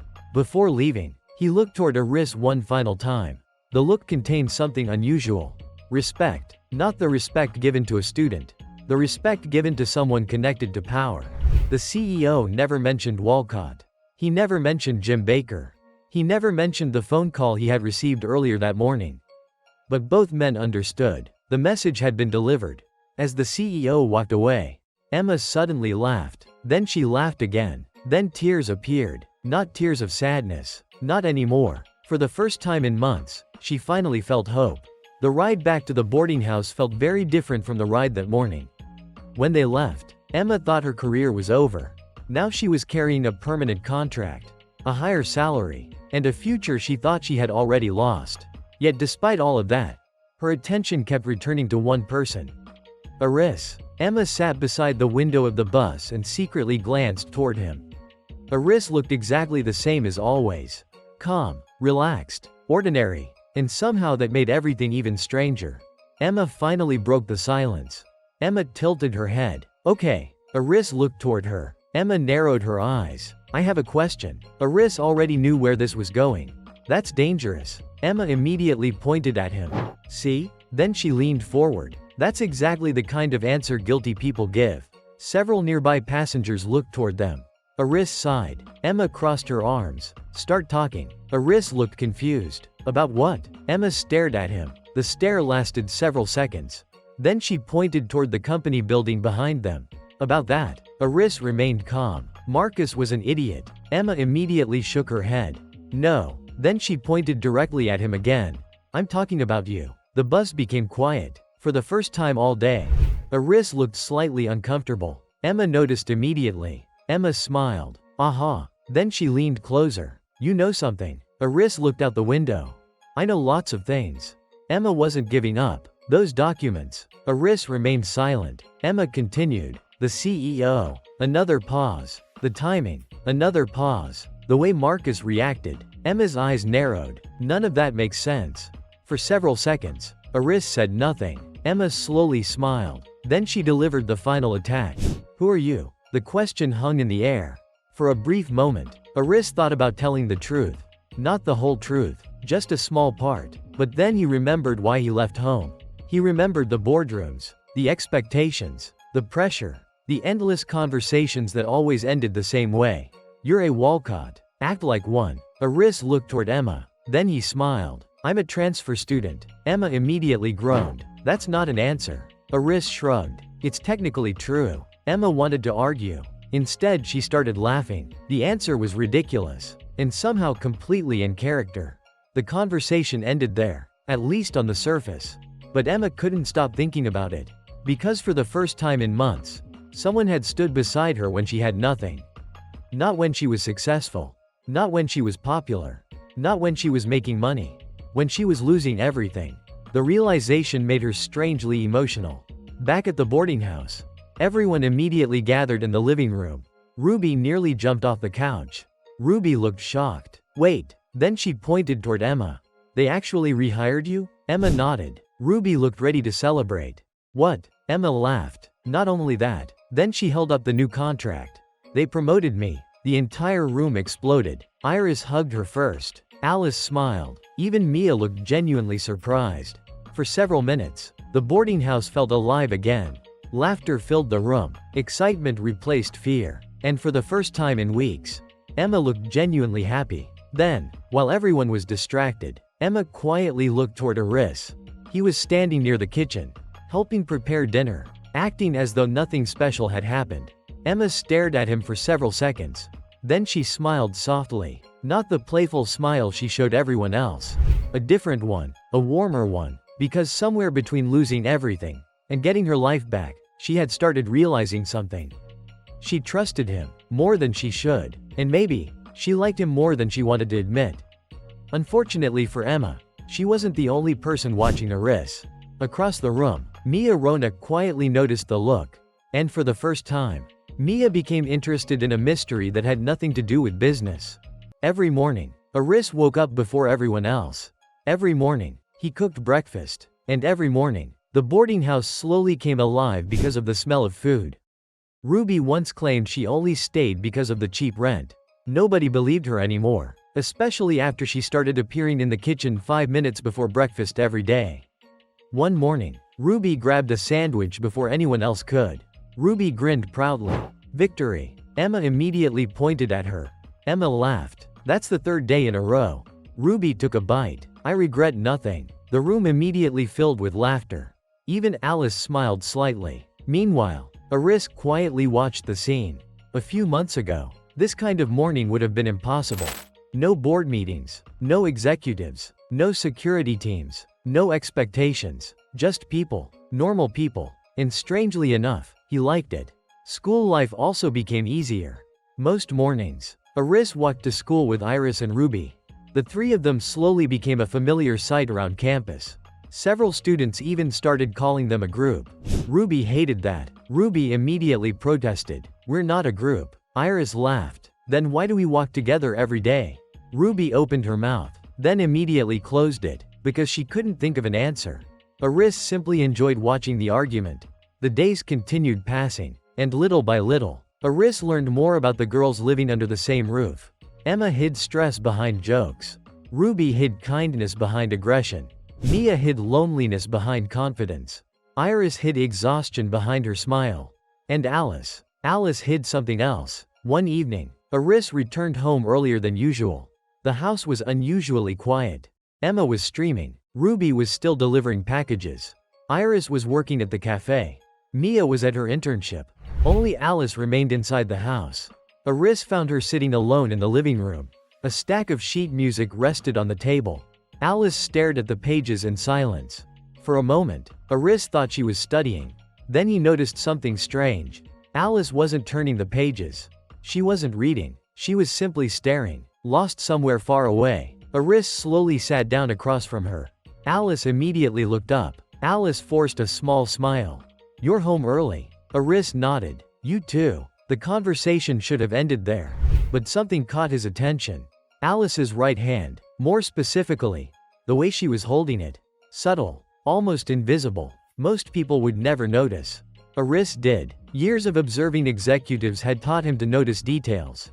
Years of martial arts training had taught him to recognize injuries. Alice immediately noticed where he was looking. She quickly moved her hand beneath the table. Too late. Aris had already seen it. Alice looked away. A strange tension appeared in the room. Several seconds passed. Then Aris spoke carefully. Aris kept his voice gentle. "Your hand still hurts, doesn't it?" Alice froze. The room became completely silent.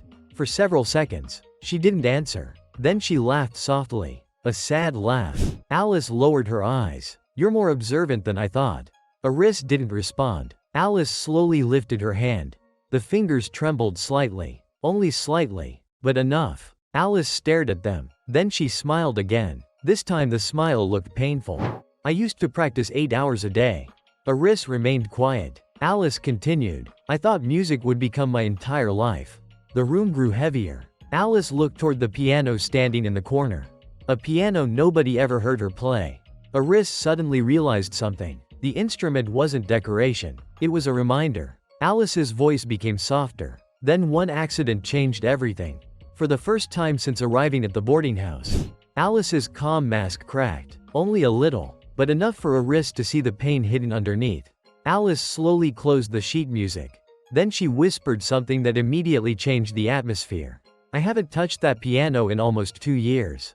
Aris followed her gaze. The piano stood quietly in the corner, covered in dust, abandoned, like a dream someone had buried but never forgotten.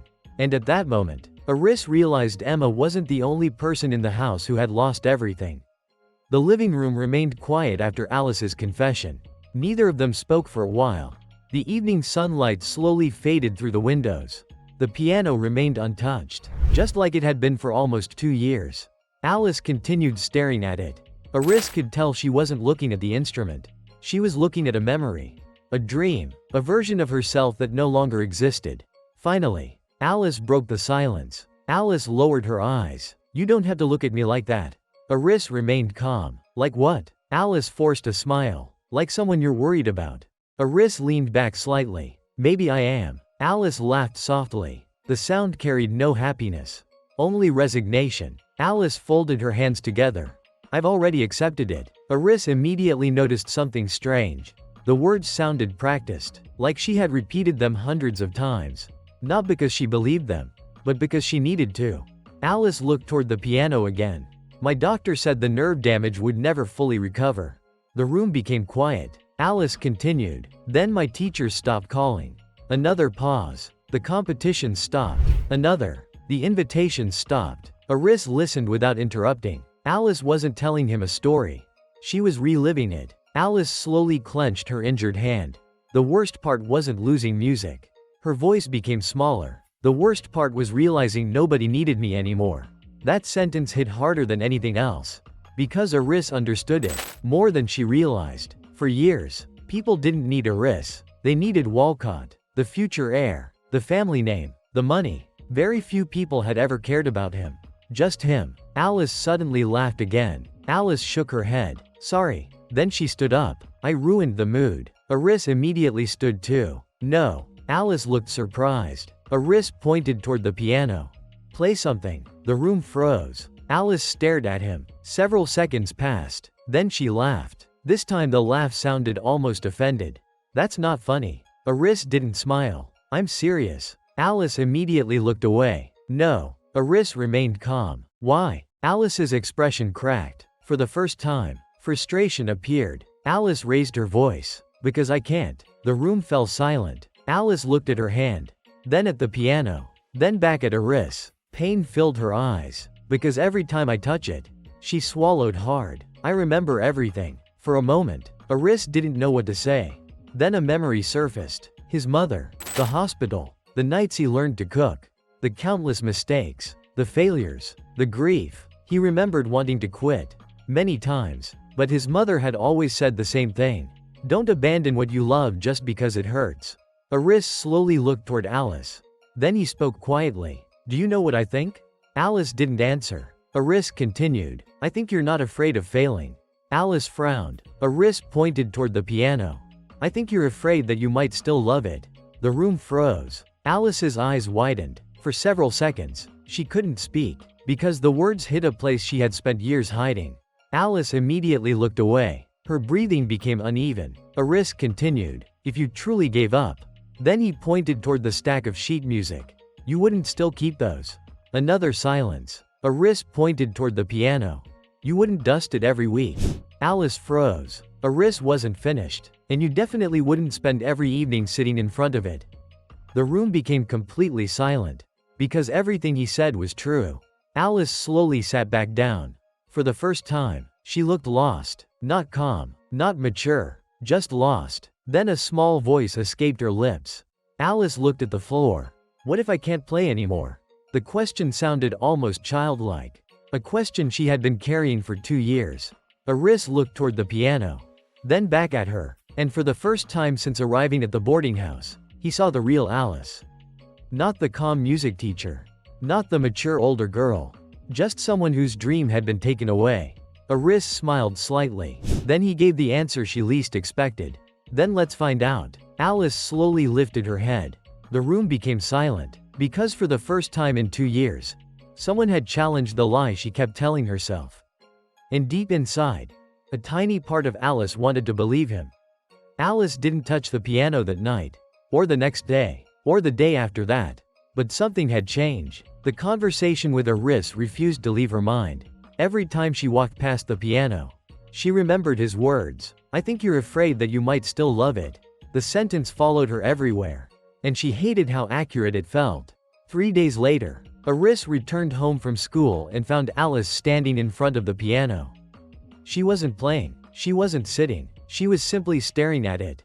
Just like before. Only this time, something was different. Alice looked nervous. Iris smiled slightly. That's progress. Alice immediately rolled her eyes.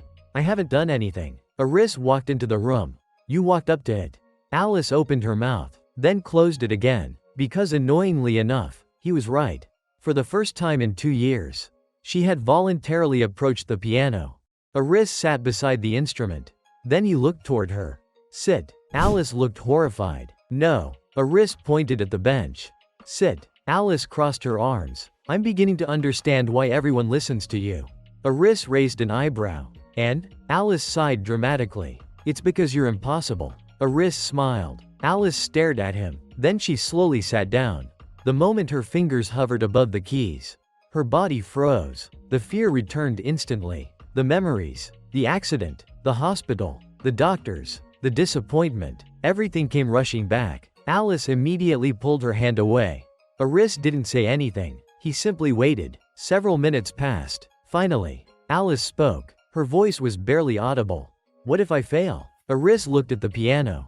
Then he answered calmly. Then fail. Alice looked at him. What? Iris shrugged. Then fail. Alice stared at him. Iris continued. You already failed 2 years ago. The room became silent. Alice frowned. Iris pointed toward the piano. The question isn't whether you'll fail. Then he smiled. The question is whether you're willing to try again. Alice couldn't answer. Because deep down, she knew he was right. A few moments later, Iris unexpectedly placed both hands on the keyboard. Alice looked confused. I didn't know you could play. Iris smiled. I can't. Alice blinked. Then what are you doing? Aris pressed a random note. The sound echoed awkwardly through the room. Then another. Then another. The result sounded terrible. Alice stared at him in disbelief. Aris looked completely serious. This is my first lesson. Alice immediately laughed. A real laugh. The first genuine laugh Aris had heard from her. Aris pointed toward the keyboard. See? Alice shook her head. I don't understand. Aris smiled. You sound better already. Alice froze. Then she looked at the keys. For the first time, the fear weakened. Just a little. Slowly, she placed her fingers back onto the piano. The first note came out shaky. The second note wasn't much better. The third sounded wrong. Alice immediately winced. Aris remained calm. Again. Alice tried again. And again. And again. The room gradually filled with imperfect music. But it was music. For the first time in nearly 2 years. Several minutes later, the front door opened. Ruby stepped inside first. Ruby froze immediately. What is that sound? Emma entered behind her. Emma's eyes widened. No way. Iris nearly dropped her bag. Alice? One by one, everyone gathered in the living room. Nobody spoke, because nobody believed what they were seeing. Alice Lawrence was playing the piano. Not perfectly, not beautifully, but she was playing. Alice noticed everyone watching. Her fingers immediately stopped moving. The old fear returned. Then Aris quietly spoke. Aris looked toward the keyboard. Keep going. Alice looked at him. The room became silent. Then she slowly nodded and played again. The notes filled the house. This time longer. This time stronger. This time with less fear. Alice's injured hand still lacked flexibility. Several notes were missed. Several movements felt awkward. But nobody cared, because everyone could hear something else. Hope. When the final note faded, the living room remained silent. Then Emma suddenly started clapping. Emma grinned. Welcome back. Ruby immediately joined. Iris's eyes became wet. Even Mia smiled. Alice stared at the piano. Then at her own hands. For the first time in 2 years, she didn't feel broken. And when she finally looked toward Aris, something inside her changed. Not because he fixed her injury. Not because he solved her problems. But because he was the first person who believed she could stand up again. Alice's heart beat slightly faster. A feeling she hadn't experienced in a very long time. And deep inside, without realizing it, she had already started falling in love. The peaceful days didn't last very long. They never did. Monday morning arrived, and with it came the academic evaluation program organized by the student council. The entire school was talking about it. Top students, scholarship opportunities, student council recruitment, future leadership candidates. For most students, it was a huge opportunity. For Aris, it sounded exhausting. Aris sat quietly at his desk while students around him discussed the event. Several classmates gathered nearby. One student looked excited. I heard the student council president will personally attend. Another student nodded immediately. Of course he will. Then the student lowered his voice. This is Kevin Wayne's project. The classroom instantly became more interested. Even Davis Kane looked up. The name still carried enormous weight. Kevin Wayne, student council president, heir of the Wayne family. The most influential student in the entire school. The person standing at the top of the school's hierarchy. Amy suddenly entered the classroom. The student council representative immediately attracted attention. Amy smiled professionally. The evaluation will begin shortly. The room became quiet. Amy looked around before continuing. The highest-ranked students may receive direct invitations to join the student council. Several students immediately looked excited, including Davis. Amy continued. The president himself will review the final candidates. That sentence alone was enough to energize half the classroom. Meanwhile, Aris looked completely uninterested. Unfortunately, Amy noticed. Amy pointed directly toward him. Aris. The classroom turned toward him. Amy smiled. You're participating. Aris sighed. Of course he was. Several hours later, the evaluation began. The examination hall was filled with students from different classes. Teachers supervised every section. Student council members observed from the sidelines. At the center of it all sat Kevin Wayne. For the first time, Aris saw him in person. Kevin looked exactly like the rumors described. Confident, intelligent, charismatic, and fully aware of his own influence. The evaluation lasted nearly 3 hours. Most students struggled. Some gave up. Others barely finished. Iris completed everything early, then spent most of the remaining time staring out the window. Amy noticed. Several council members noticed. Eventually, Kevin noticed. The results were announced later that afternoon. The entire hall erupted, because one name stood above everyone else. Iris Walcott. Even Davis looked stunned. Amy smiled. She wasn't surprised anymore. Kevin slowly stood from his seat. Then he walked directly toward Iris. The entire room became silent. Kevin stopped in front of him. His presence immediately attracted attention. Kevin offered a confident smile. "You exceeded expectations." Iris nodded politely. "Thank you." Kevin studied him carefully. The room remained silent. Then Kevin finally spoke. "I'd like you to join the student council." The entire hall froze. Several students almost fell out of their chairs.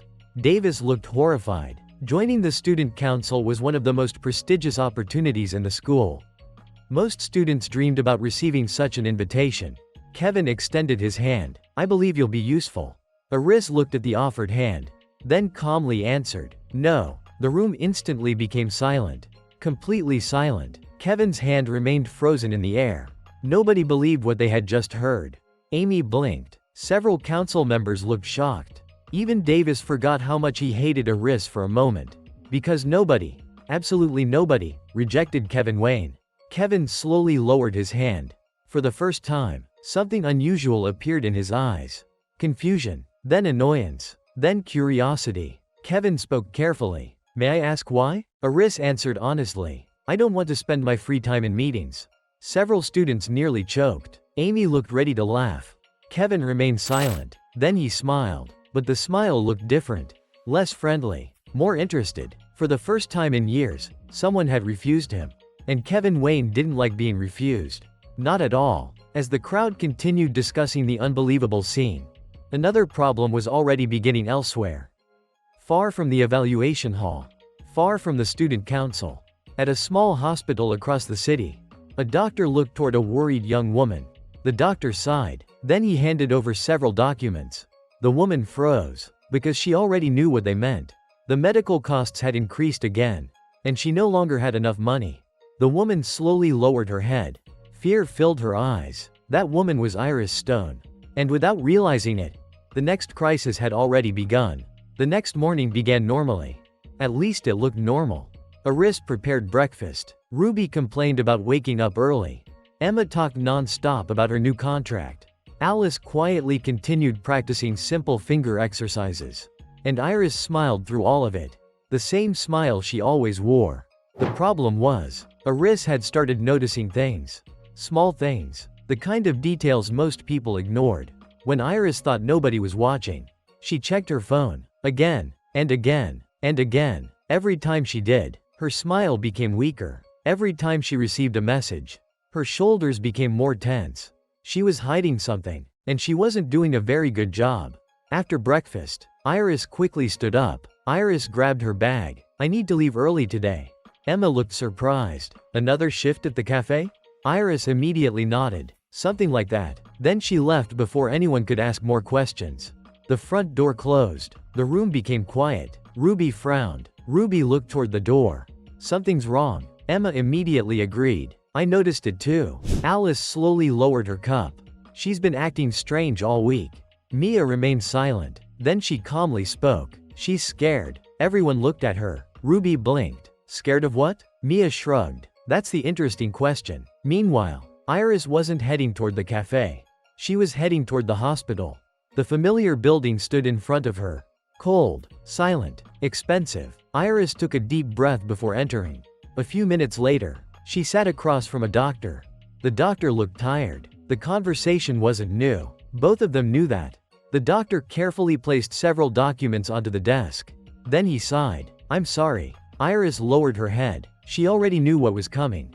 The doctor continued. "Your mother's condition is becoming more complicated." The room became quiet. Iris slowly clenched her hands. The doctor continued. "The treatment needs to continue." Another pause. "But the costs have increased again." The words felt like a hammer. Iris stared at the numbers.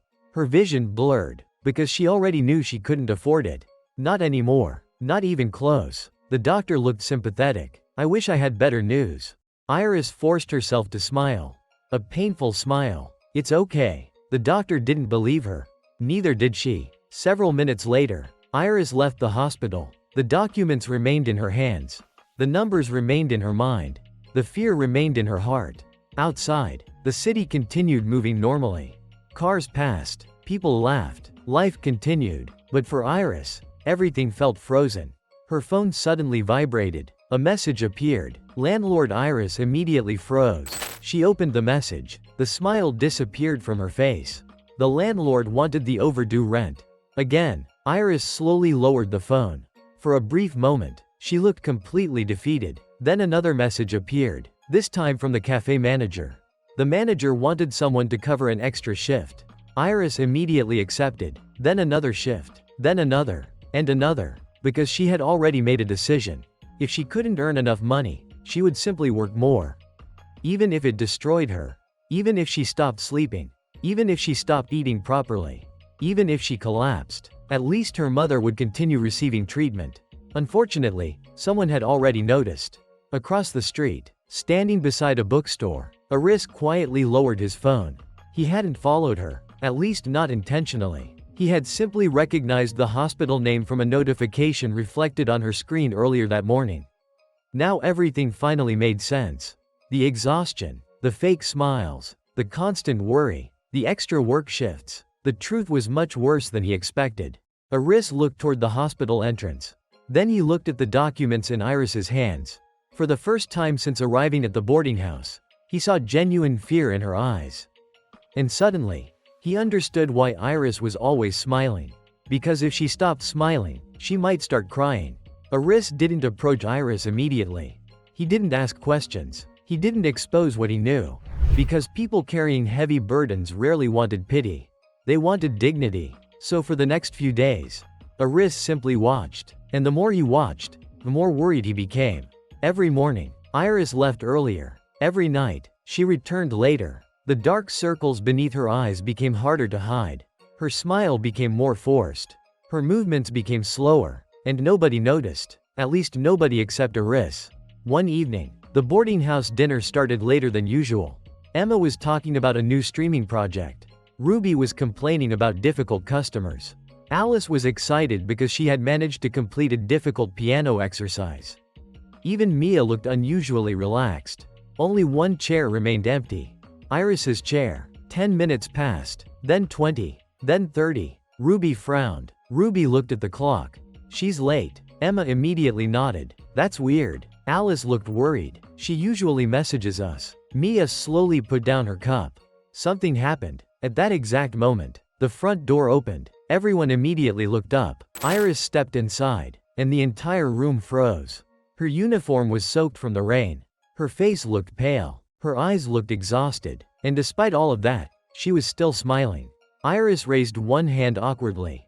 Sorry. Emma immediately stood up. Emma looked alarmed. What happened to you? Iris quickly shook her head. I'm fine. Ruby slammed her hand onto the table. Ruby glared at her. No. Then she pointed directly at Iris. Stop saying that. The room became silent. Iris froze. Ruby stood up. Her voice softened. You're not fine. Nobody spoke. Because everyone knew Ruby was right.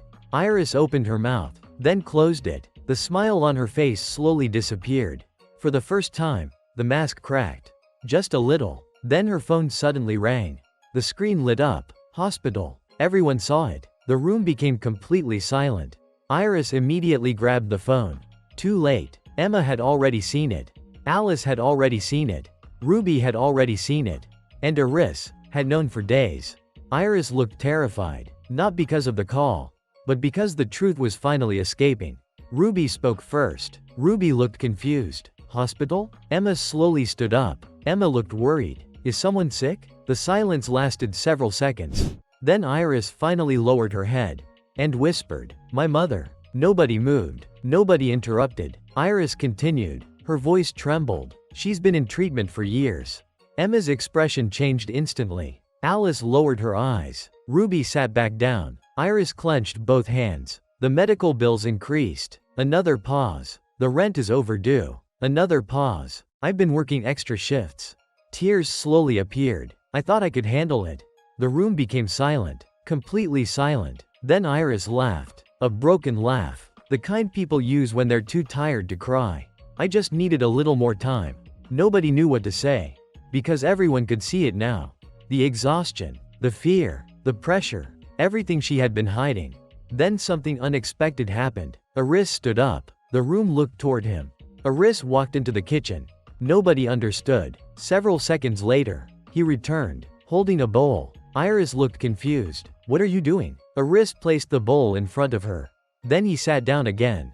His voice remained calm. You haven't eaten properly all day. The room became quiet. Iris stared at the food. Then at Iris. The tears she had been holding back finally escaped. Not because of the hospital. Not because of the money. Not because of the pressure. But because somebody had noticed. Somebody had paid attention. Somebody had cared. For the first time in months, Iris didn't feel alone. Unfortunately, while everyone focused on Iris's problems, another pair of eyes was watching from the second floor. Mia Rona stood silently near the hallway, observing everything, and for the second time in a few weeks, she noticed the same pattern. Emma, Alice, and now Iris. Whenever someone was about to fall apart, Iris somehow appeared. The coincidence was becoming impossible to ignore. Mia slowly narrowed her eyes. Because the mystery surrounding Iris Walcott was becoming far more interesting than she originally thought. The atmosphere inside the boarding house changed after Iris finally revealed the truth. Nobody treated her differently. Nobody pitied her, but everyone became more aware, more attentive, more protective, especially Iris. The next morning, Iris woke up before sunrise. Habit, responsibility, pressure, the same things that had controlled her life for years. She quietly left her room, only to freeze immediately. The kitchen light was already on. Iris stood near the stove, preparing breakfast. Iris looked surprised. You woke up early. Iris didn't look up. I could say the same thing. Iris smiled weakly. Then she sat down. For a few moments, neither of them spoke. The silence felt comfortable. Different from the silence she experienced at the hospital. Different from the silence she experienced when worrying about bills. This silence felt safe. Eventually, Iris broke it. Iris lowered her eyes. I'm sorry. Iris finally looked at her. For what? Iris hesitated. Then she answered honestly. For lying. Iris immediately shook his head. You weren't lying. Iris looked confused. Iris calmly continued. You were surviving. The room became quiet, because nobody had ever described it that way before. Iris slowly looked away. For a brief moment, her eyes became wet again. Before she could answer, the front door suddenly opened. Ruby rushed into the kitchen. Ruby looked unusually excited. Ruby immediately pointed toward Iris. We have a problem. Iris blinked. What happened? Ruby placed her phone on the table. Everyone immediately looked. A message. From school. Iris's smile instantly disappeared. The message came from the administration office.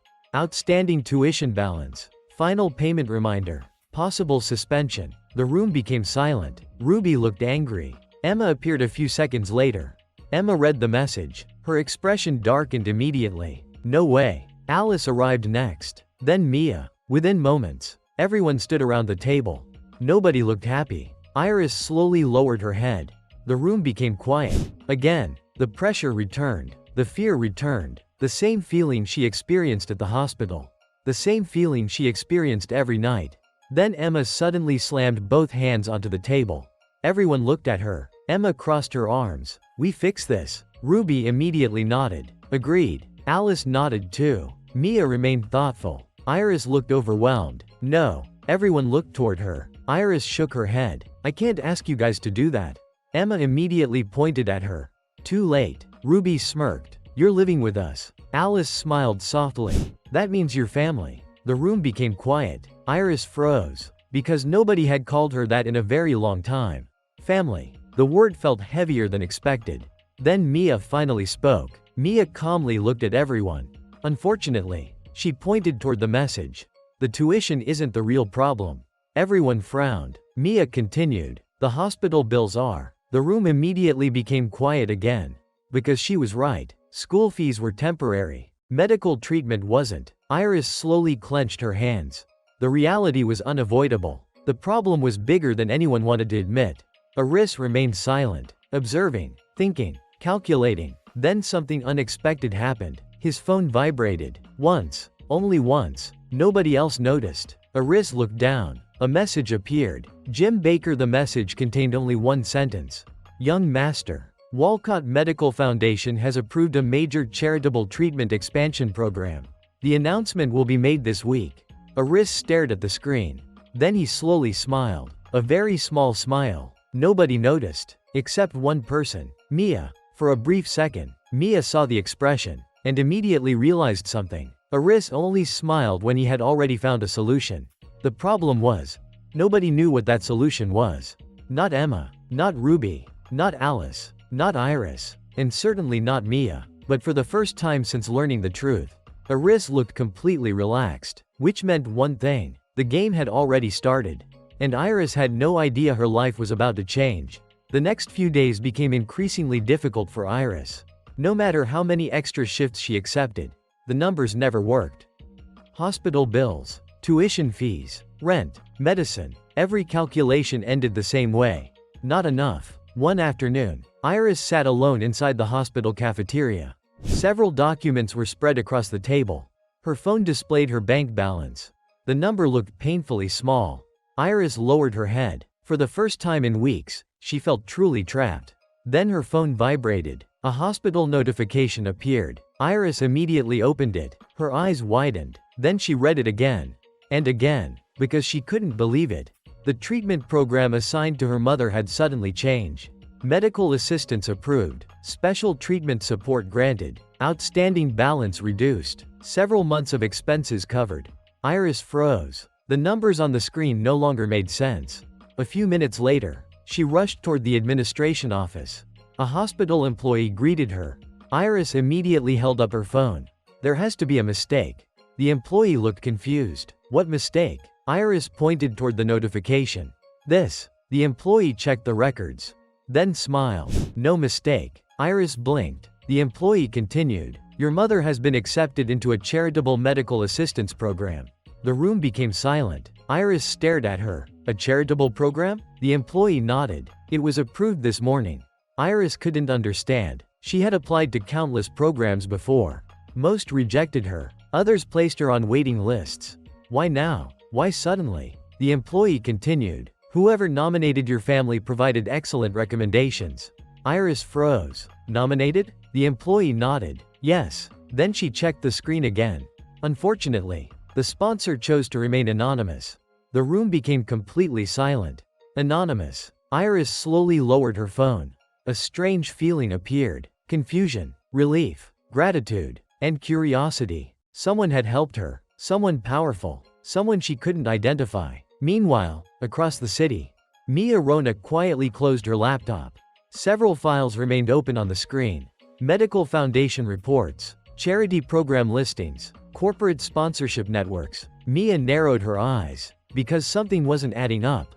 The hospital program helping Iris's mother wasn't random. The approval process normally took months. Sometimes years. Yet somehow, it happened in less than 48 hours. Mia leaned back, thinking, analyzing, connecting details. Then she remembered Emma. Then Alice. And now Iris. The pattern appeared again. Every major problem surrounding the girls somehow began improving after Iris arrived. Coincidences existed, but not this many. Mia slowly whispered to herself. Who are you? Iris? At that exact moment, the front door of the boarding house opened. Iris walked inside carrying groceries.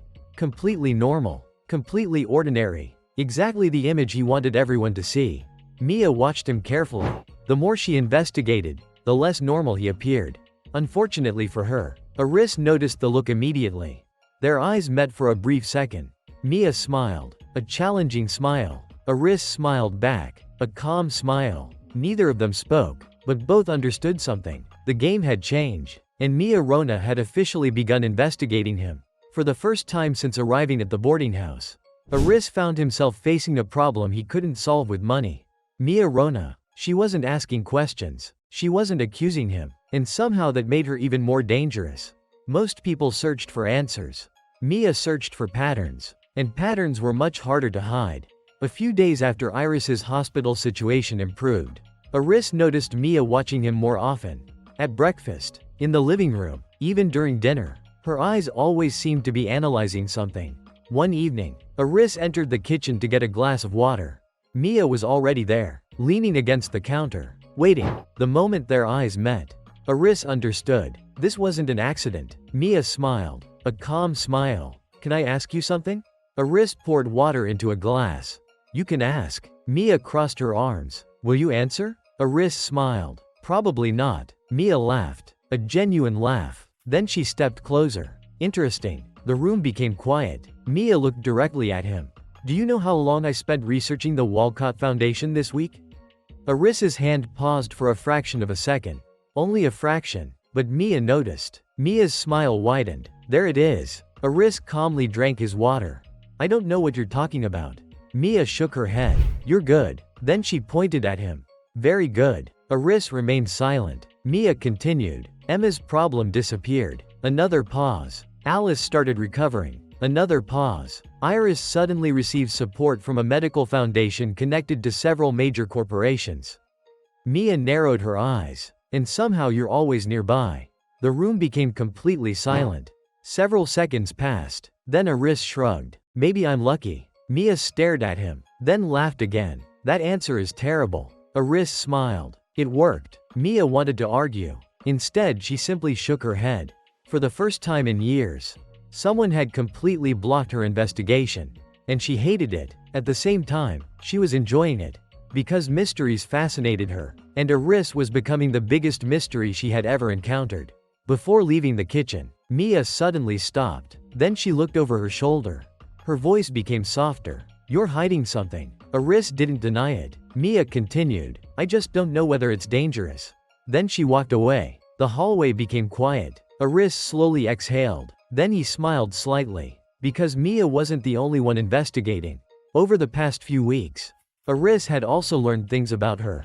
The expensive watch she never talked about.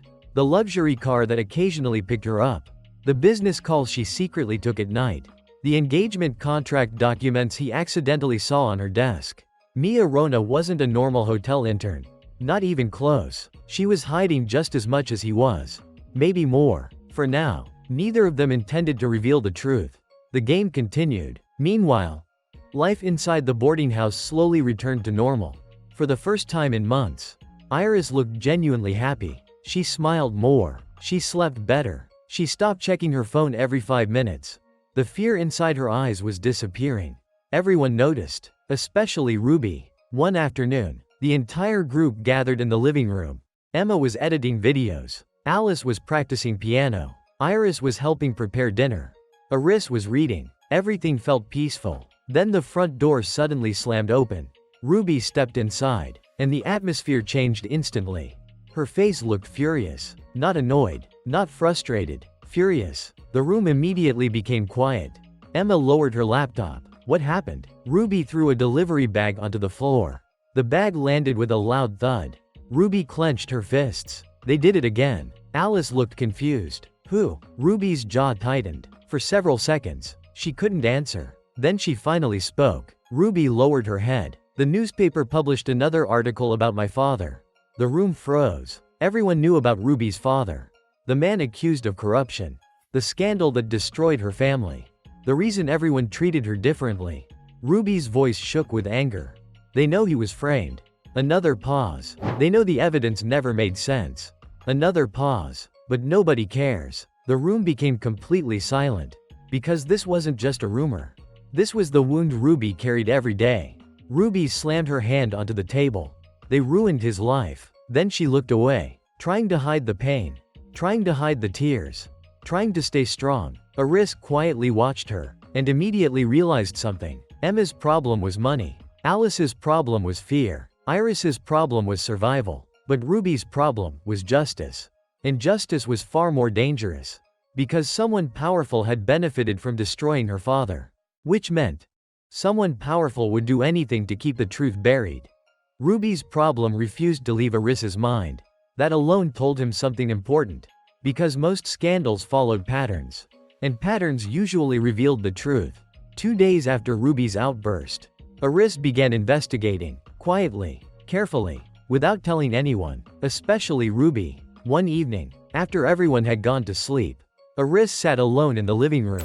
A laptop rested on the table. Several newspaper articles filled the screen. Most people would have stopped after reading the headlines.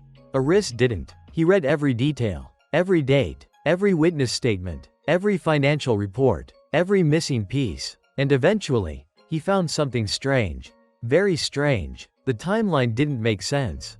Ruby's father had supposedly approved a series of illegal contracts. Contracts worth millions. Contracts that triggered the corruption investigation. The problem was, he wasn't the person who benefited. Someone else did. Aris leaned back, his eyes narrowed, because that was never normal. In every corporate scandal, someone always profited. The question wasn't whether corruption happened. The question was who gained from it. Several minutes later, Aris opened another document, then another, until one name appeared repeatedly. Wayne Development Group. The room became silent. Aris stared at the screen. Then he opened more records. The same name appeared again.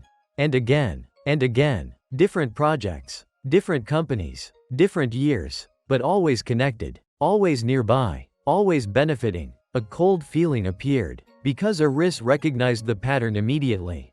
Someone had built a wall. A very expensive wall. A wall made of lawyers. Media influence. Political connections. Corporate power. And hidden behind that wall, the Wayne family appeared again and again. Aris slowly closed the laptop. Then another memory surfaced. Kevin Wayne, student council president, the heir of the Wayne family. The same Kevin who had tried recruiting him. The same Kevin who couldn't accept rejection. The same Kevin standing at the top of the school's power structure. The coincidence was becoming difficult to ignore. At that exact moment, a voice suddenly came from behind him. Mia crossed her arms. Can't sleep? Aris immediately looked up. Mia stood near the staircase. Watching him, Aris smiled. Neither can you. Mia walked closer. Then she glanced toward the laptop. You investigate people when you're bored? Aris calmly closed the screen. I read. Mia laughed. You're terrible at lying. Aris smiled. Then stop catching me. Mia sat down across from him.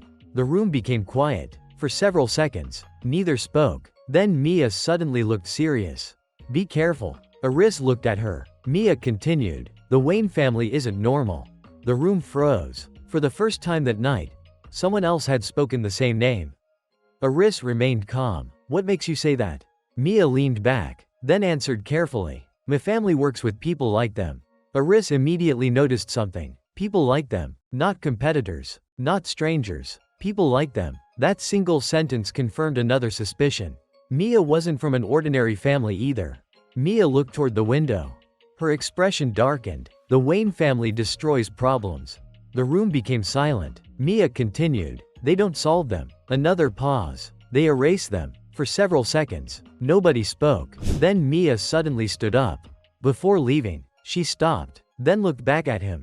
Whatever you're investigating. Her voice became serious. Don't underestimate Kevin Wayne. Then she walked upstairs. The living room became quiet again.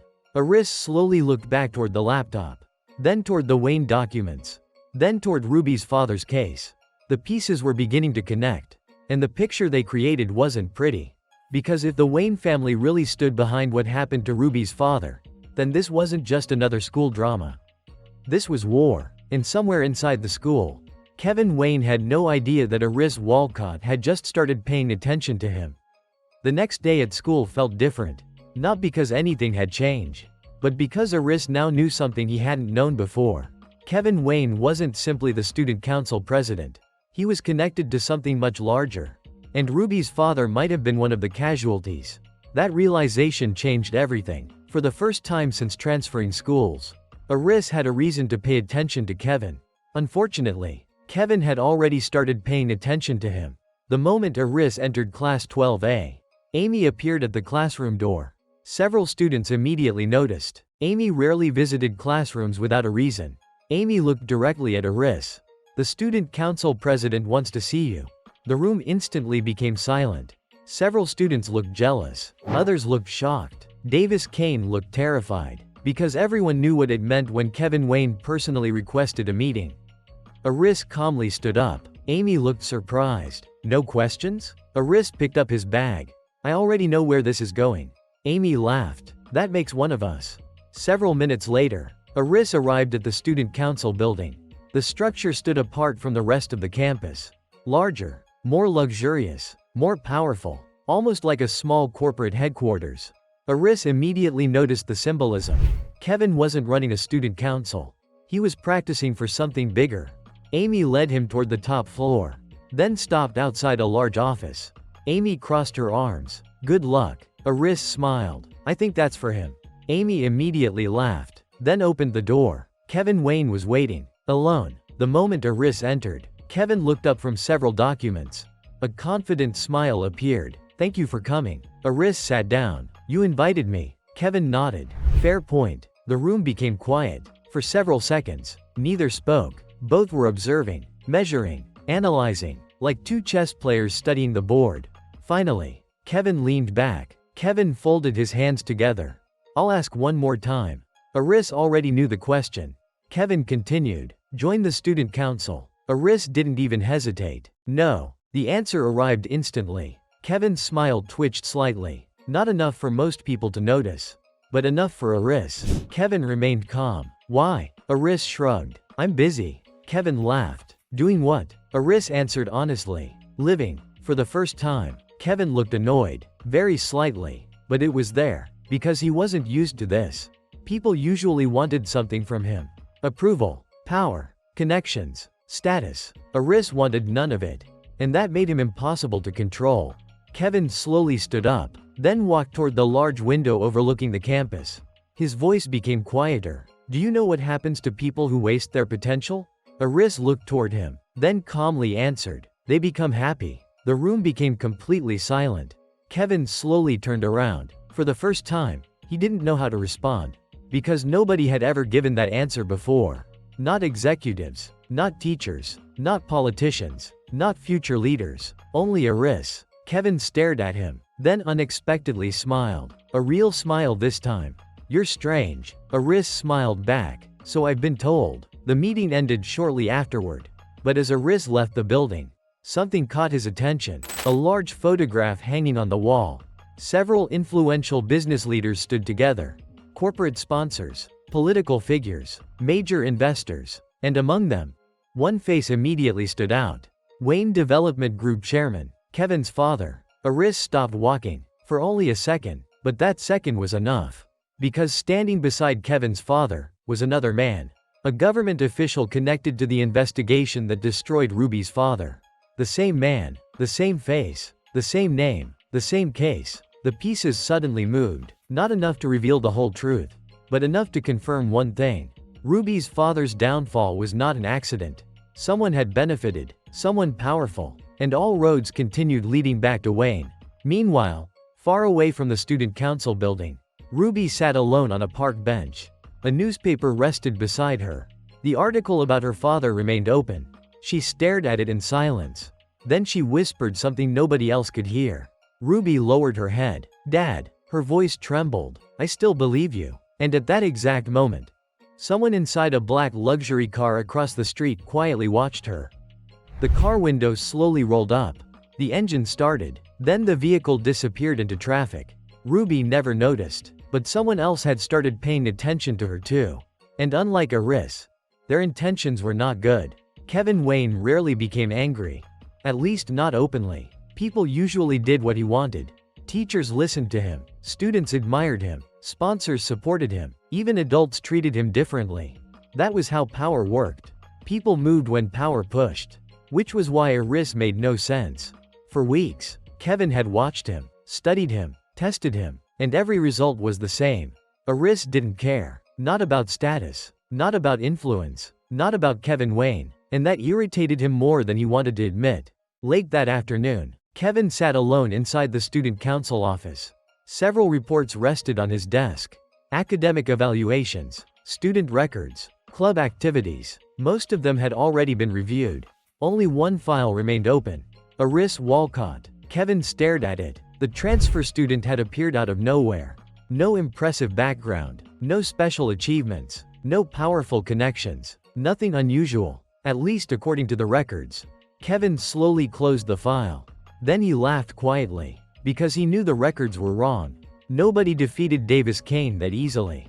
Nobody ignored student council invitations twice. Nobody stayed calm under pressure like Aris. The story didn't fit. Someone knocked on the office door.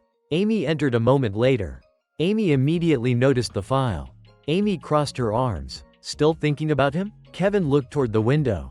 He interests me. Amy laughed. That's a dangerous sentence. Kevin ignored the comment. Amy walked closer, then sat down. You know he's going to refuse again. Kevin smiled slightly. I'm aware. Amy looked amused. Then why keep trying? Kevin's expression slowly changed. The smile disappeared. Kevin folded his hands together. Because nobody says no to me. The room became silent. Amy immediately understood. This wasn't about recruitment anymore. It was personal. Kevin stood up, then walked toward the window overlooking the campus. His voice became colder. When someone rejects power, he paused. They either don't understand it, another pause, or they think they're above it. Amy frowned. She didn't like where the conversation was going. Kevin continued, I want to know which one Aris is. The room became quiet. Then another voice suddenly appeared. A male student council member stepped into the office.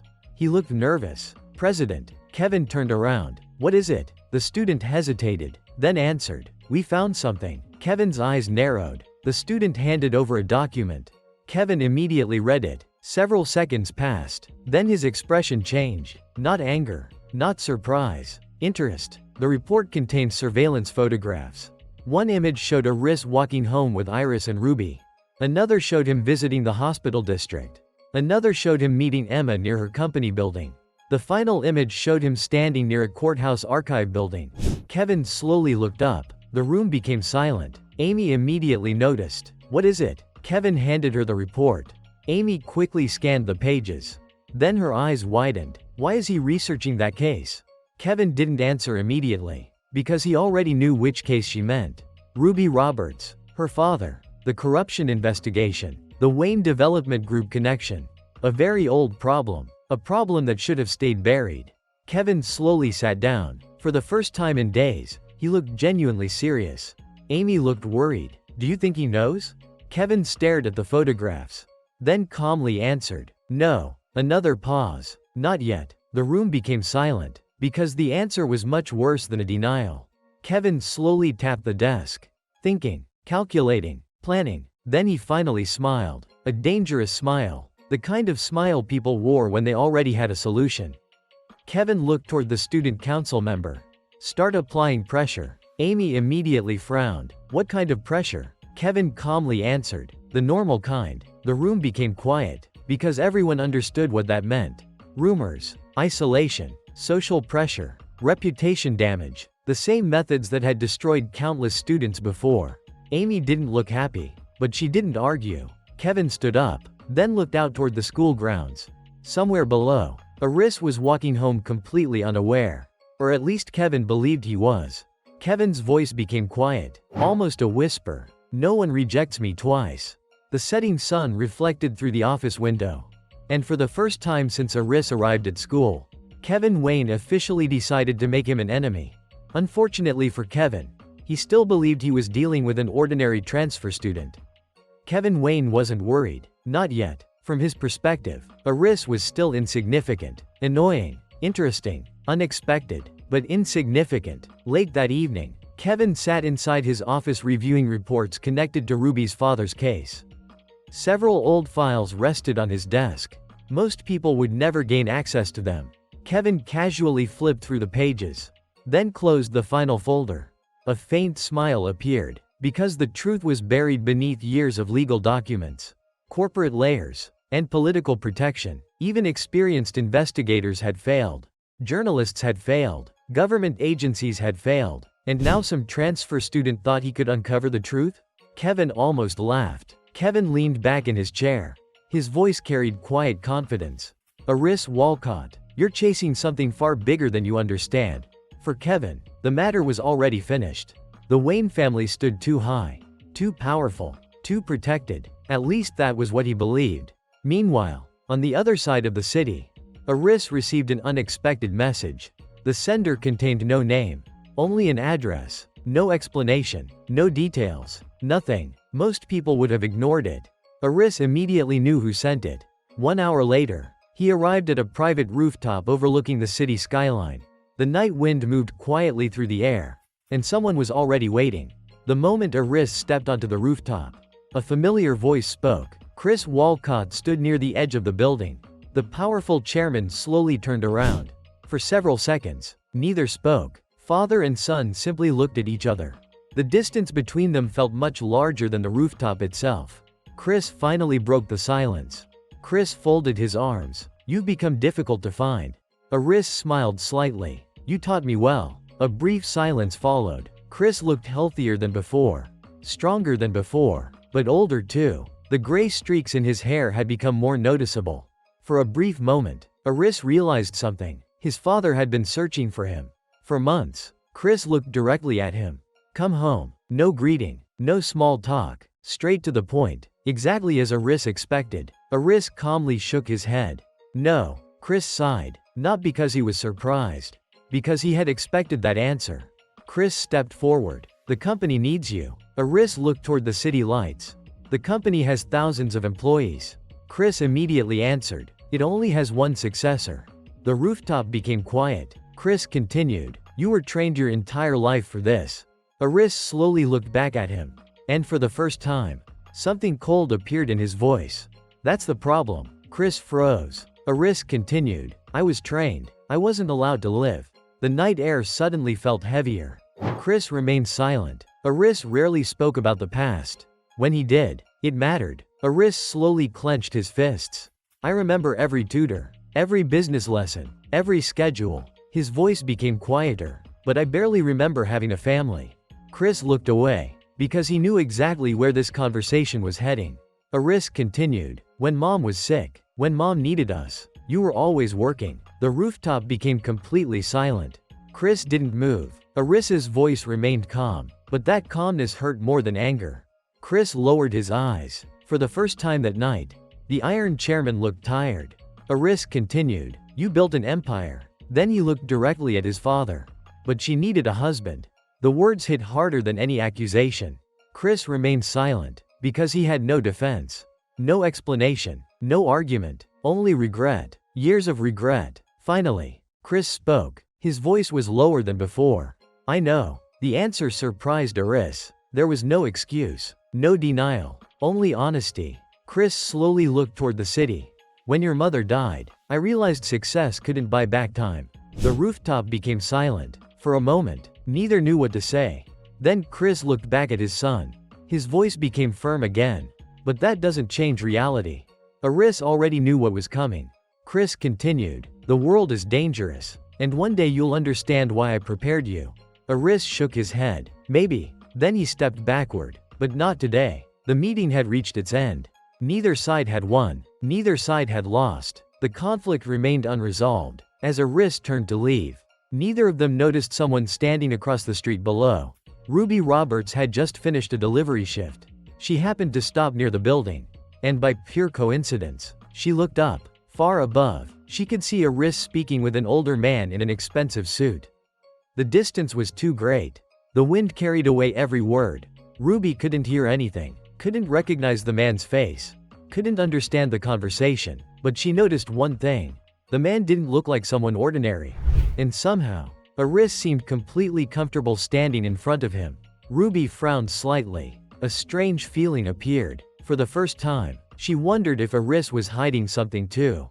Unfortunately, she had no idea how close she was to the truth. The conversation with his father stayed in Aris's mind longer than he expected. Not because Chris Walcott had changed his opinion, but because for the first time, Aris saw regret in his father's eyes. Real regret. Unfortunately, it changed nothing. The next morning, life at the boarding house returned to normal. At least on the surface. Emma argued about breakfast. Alice continued practicing piano. Ruby rushed to school. Iris smiled more than she had in weeks. And Mia continued watching him. Aris noticed immediately. The difference was that now, he had started watching her too. Over the past month, several pieces of information had slowly connected.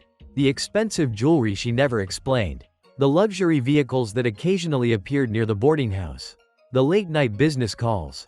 The confidential documents. And most importantly, the name he accidentally discovered during his investigation of the Wayne family. Rona Holdings, a powerful corporate group, one of the largest business partners connected to Wayne Development Group, and Mia Rona was the chairman's daughter. That discovery explained everything, or at least most of it. 3 days later, Aris finally confirmed the rest. It happened by accident, or perhaps fate. That afternoon, Aris visited a quiet cafe near the business district. He wasn't meeting anyone, he simply wanted to think. Unfortunately, someone else arrived first. Mia. Aris immediately noticed her sitting near the window. She wasn't alone. A middle-aged man sat across from her. The resemblance was obvious. Same eyes, same posture, same controlled expression. Her father. Aris remained hidden behind a nearby bookshelf. Not intentionally. At first. Then he heard Mia's voice. And everything changed. Mia clenched her hands. I'm not marrying him. The room instantly became quiet. Her father remained calm. Mia. Mia immediately shook her head. No. Her voice became firmer. I'm not a business contract. Her father sighed. This isn't about feelings. Mia laughed bitterly. Exactly. The conversation grew quieter. But Aris had already heard enough. Several minutes later, another name appeared. Kevin Wayne. The moment Mia's father mentioned it, everything finally made sense. The partnership, the pressure, the investigation, the Wayne connection. Mia wasn't being asked. She was being forced. A political marriage, a corporate alliance, two powerful families trying to strengthen their influence. And Mia was the price. The realization left a bitter feeling. Because Aris understood exactly what that felt like. Having your future decided for you. Having your freedom sold for someone else's plan. He had lived that life before.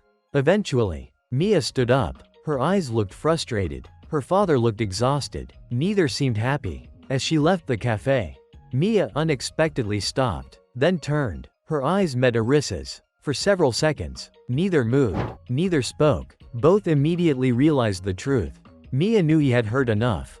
Aris knew she understood that. Mia slowly walked toward him. The cafe suddenly felt very quiet. Finally, Mia spoke. Mia crossed her arms. So. Aris remained calm. So. Mia narrowed her eyes. You heard. Aris nodded. Enough. Mia sighed. Not angry. Not embarrassed. Just tired. For the first time since meeting her, the mysterious, confident Mia looked vulnerable. Mia looked toward the window. They want me to marry Kevin Wayne. The words sounded heavy, like chains. Aris remained silent. Mia laughed quietly. The funny part? She shook her head. I don't even like him. Aris almost smiled. That's usually an important requirement. Mia laughed. A real laugh. Then she looked at him again. You aren't surprised. Aris answered honestly. No. Mia immediately understood. Because he wasn't surprised by the engagement. He wasn't surprised by the pressure. He wasn't surprised by losing freedom. He understood it, which meant he had lived it too. For a moment, neither spoke. Then Mia suddenly smiled. A dangerous smile. The kind she used when solving puzzles. Mia pointed directly at him. You're hiding something. Aris smiled. So are you. For the first time, neither denied it. The game between them had changed again. Not enemies. Not allies. Something in between. Unfortunately, while Mia's situation had finally been exposed, another problem was already growing. And this one was even more dangerous.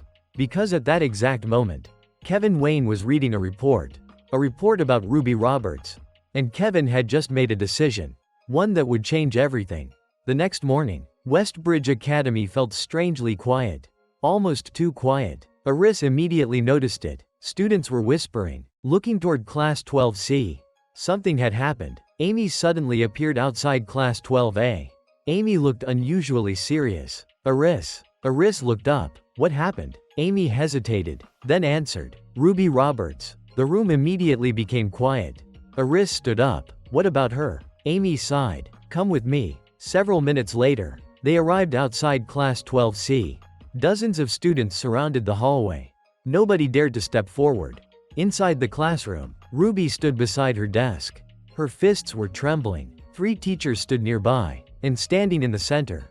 Kevin Wayne, calm, elegant, completely in control. Ruby glared at him. You planned this. Kevin smiled politely. I have no idea what you're talking about. Ruby slammed both hands onto her desk. Stop pretending. The hallway became silent. Kevin calmly picked up several documents, then placed them onto Ruby's desk. I simply received reports. Ruby grabbed the papers. Her face immediately turned pale. Outstanding tuition, repeated disciplinary reports, attendance warnings, financial review, recommendation for temporary suspension. Ruby's breathing became uneven. This isn't possible. Kevin folded his arms. The school regulations are very clear. Ruby looked directly at the teachers. You know I've been working because of my family. One teacher lowered his eyes. We understand. Ruby immediately stepped forward. Then why? Nobody answered. Kevin finally spoke. The rules don't change for anyone. Ruby laughed bitterly. No. She pointed directly at Kevin. The rules only change when you want them to. The atmosphere instantly froze. Several students lowered their heads. Nobody dared support her. Kevin slowly smiled. A dangerous accusation. Ruby's voice shook with anger. You want me expelled? Kevin remained calm. I simply want qualified students. Ruby clenched her fists. I'm not quitting. Kevin looked directly into her eyes. Then pay everything you owe. The hallway became silent again. Ruby couldn't answer. Because she couldn't. Kevin stepped closer. His voice became lower. You have until tomorrow. Another pause. After that, he looked toward the teachers. The school will make its decision. Ruby stared at him, completely powerless. At that moment, a calm voice suddenly echoed through the hallway. Aris stepped forward. That's enough. Every student turned. Kevin slowly smiled. I wondered when you'd arrive. Aris walked until he stood beside Ruby. Without saying a word, he placed himself between Ruby and Kevin. Ruby looked at him. Her eyes were already red. She whispered quietly, you shouldn't get involved. Aris didn't even look back. I already am. Kevin laughed softly. So, he folded his arms. The hero arrives. Aris looked directly at Kevin. What do you really want? Kevin answered without hesitation. You. The hallway became silent. Kevin continued. You rejected me. Another pause. You embarrassed me. Another. And now you're interfering in matters that don't concern you. Aris remained expressionless. So this was never about Ruby. Kevin smiled. Now you're beginning to understand. Amy frowned. She immediately stepped forward. President, this has gone too far. Kevin glanced at her. No. His voice became colder. This is only the beginning. Ruby suddenly grabbed Aris's sleeve. Aris. Her voice trembled. Forget about me. Aris finally turned toward her. For the first time, he smiled. A calm smile. The same smile everyone in the boarding house had learned to trust. Ruby froze. Aris quietly spoke. Do you trust me? Ruby looked into his eyes. Without knowing why, she slowly nodded. I do. Aris looked back toward Kevin. His expression became completely unreadable. Good. Kevin narrowed his eyes. Aris calmly adjusted his school bag. Then he spoke one sentence. Not loudly, not dramatically, but every word echoed through the silent hallway. I think it's time I stop reacting. He paused and start making the first move. Kevin's smile disappeared. For the first time, he felt something unfamiliar. Unease. Because instinct told him one thing. Until today, everything had happened according to Kevin's plans. From this moment onward, the game would be played on Aris Walcott's board. Silence filled the hallway. No one moved. No one spoke. Kevin Wayne and Aris Walcott stood face to face. Neither of them looked away. For the first time, everyone realized this wasn't a conflict between two students anymore. It was a battle between two completely different worlds. Kevin finally smiled again. A cold smile. So, he slowly adjusted his tie. You finally decided to fight back. Aris remained calm. I simply stopped letting you control the game. Kevin laughed softly. You still don't understand. He looked around at the students watching them. This school follows my rules. Aris shook his head. No. Kevin frowned. Aris continued. It follows fear. The hallway became completely silent. Several students lowered their heads. Because they knew he was right. Kevin slowly stepped forward. And what exactly are you going to do? Aris answered immediately. Expose the truth. Kevin almost laughed. The truth? He spread both hands. Do you have evidence? Aris remained silent. Kevin smiled confidently. I thought so. Then he leaned closer. You have nothing. Aris looked directly into Kevin's eyes. Not yet. The confidence on Kevin's face weakened for just a fraction of a second. Only Amy noticed. Kevin quickly recovered. Then you're already too late. Aris calmly reached into his school bag. Everyone instinctively looked at him. He slowly placed a thin document onto Ruby's desk. Ruby looked confused. What is this? Aris nodded toward it. Open it. Ruby carefully opened the folder. Inside were copies of old financial records, company ownership changes, construction contracts, several signatures. One particular signature had been circled in red. Ruby looked at him in disbelief. Where did you get these? Aris didn't answer. Instead, he looked at Kevin. I spent the last week asking the right questions. Kevin's smile disappeared. For the first time, his heartbeat became slightly faster. Those documents weren't enough to prove the conspiracy, but they were enough to reopen the investigation. That alone was dangerous. Kevin immediately understood. Aris wasn't attacking the Wayne family. He was attacking certainty, doubt, suspicion, questions. Those things spread faster than evidence. Kevin's voice became colder. You think this changes anything? Aris calmly replied. No. A brief pause. It changes everything. The hallway fell silent again. Ruby looked down at the documents. Her hands began trembling, not because she was afraid, because for the first time in years, someone believed her father was innocent. Tears slowly filled her eyes. Ruby looked toward Aris. You really believe my father didn't do it? Aris answered without hesitation. Yes. Ruby's voice became almost inaudible. Why? Aris smiled slightly. Because guilty people hide evidence. He looked directly at Kevin. Innocent people have evidence hidden from them. Kevin immediately understood the meaning. That sentence wasn't for Ruby. It was directed at him. Amy finally stepped forward. She looked at Kevin, then at Aris, then at the documents. For the first time, she no longer knew who was right. Kevin suddenly laughed, not out of amusement, out of frustration. So that's your plan? He slowly clapped his hands. Congratulations. He looked directly at Aris. You've officially declared war on the Wayne family. The hallway became silent. Every student heard those words. Wayne family. Not Kevin. The Wayne family. Aris finally understood. Kevin had just revealed something without realizing it. This was never his decision alone. There were people standing above him. Much higher. Much more dangerous. Aris slowly picked up his school bag. Then calmly answered. I wasn't the one who started this war. He looked toward Ruby. You did. Kevin's smile disappeared completely. For the first time since becoming student council president, someone had publicly challenged the authority behind his family. As Aris walked away, Amy quietly whispered, You're smiling. Kevin looked toward the window. I know. Amy frowned. Why? Kevin's eyes became colder than ever. Because now, he slowly closed Ruby's file. My father finally has a reason to meet Aris Walcott. Far away, inside the headquarters of Wayne Development Group, a black folder was quietly placed on a chairman's desk. The title contained only 6 words. Aris Walcott, Priority Investigation. The real game had finally begun. Kevin Wayne had expected Aris to resist. He had expected arguments. He had expected evidence. What he hadn't expected was silence.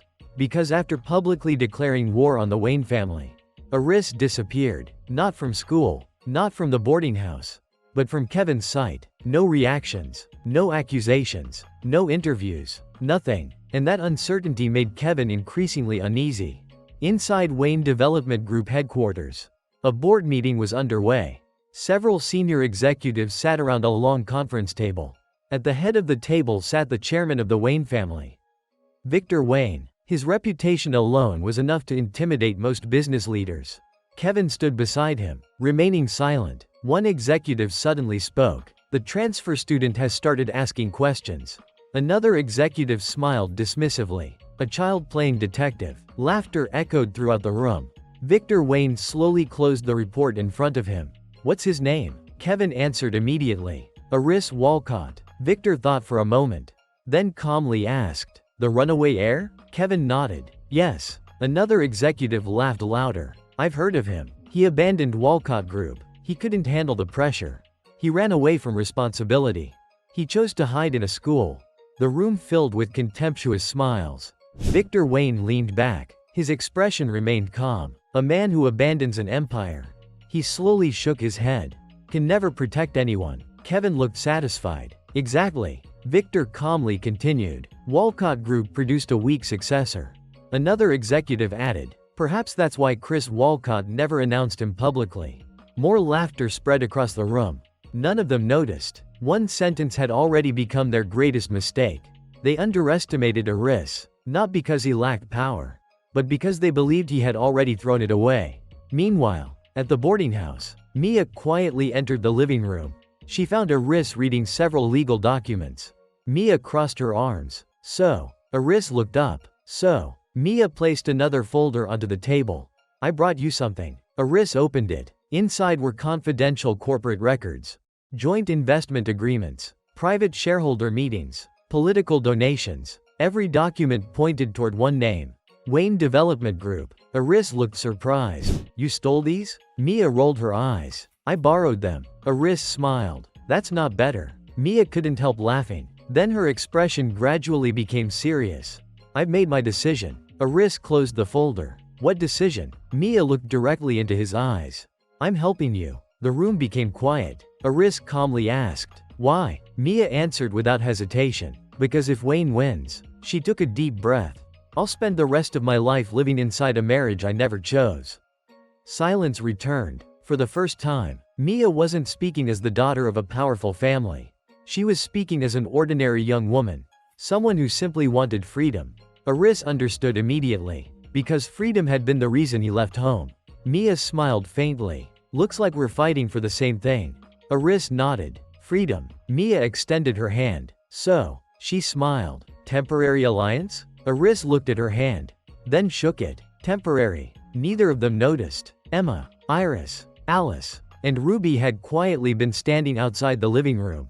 Emma blinked. So, Alice smiled softly. Our boarding house really is becoming a battlefield.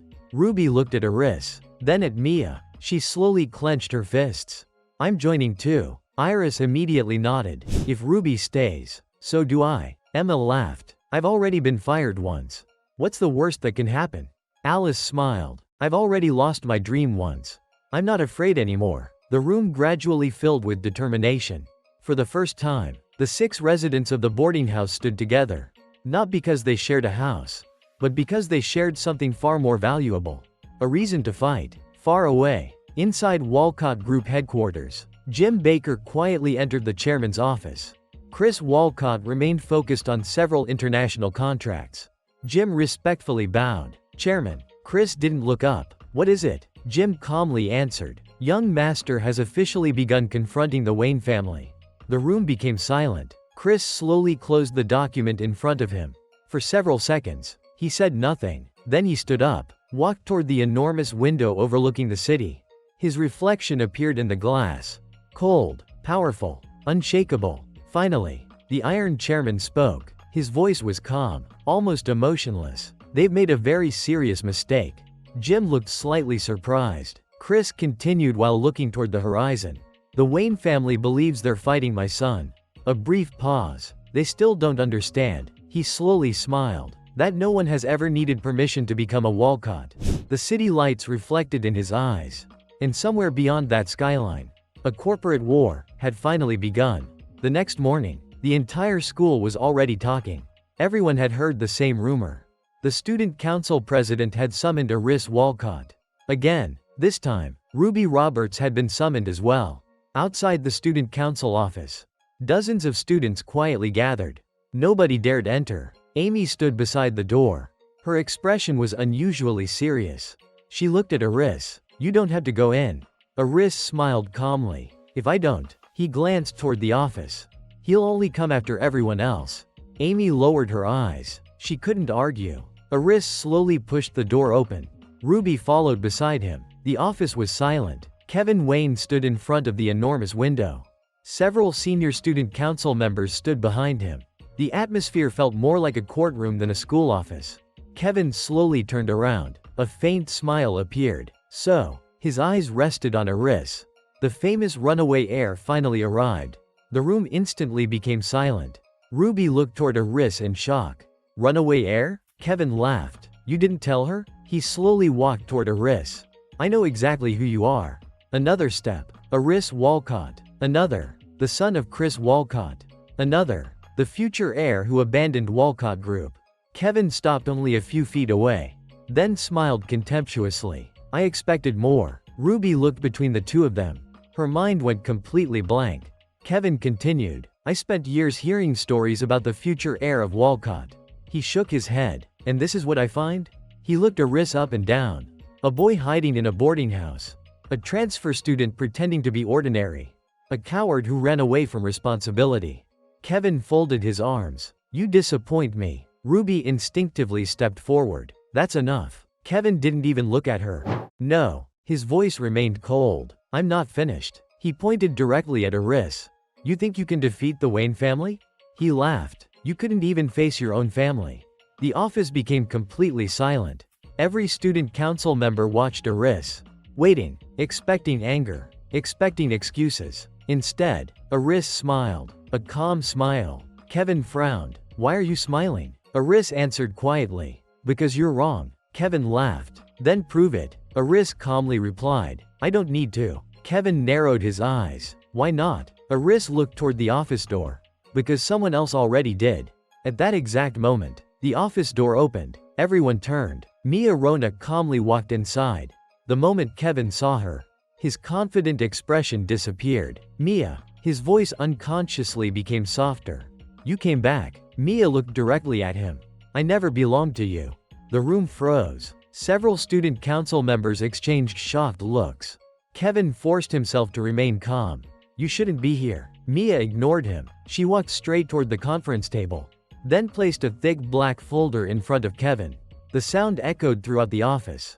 Kevin looked down. His expression gradually changed. What is this? Mia calmly answered. The truth. Kevin slowly opened the folder. His pupils contracted. Inside were complete financial records. Hidden shareholder agreements. Internal transfer orders. Private communications. Witness statements. Every missing piece. Every hidden connection. Every document pointed toward the same conclusion. Wayne Development Group had framed Ruby's father. The corruption case had been manufactured. And the Wayne family had become the primary beneficiary. Kevin immediately stood up. Impossible. Mia remained calm. No. She looked directly into his eyes. It's documented. Kevin flipped through page after page.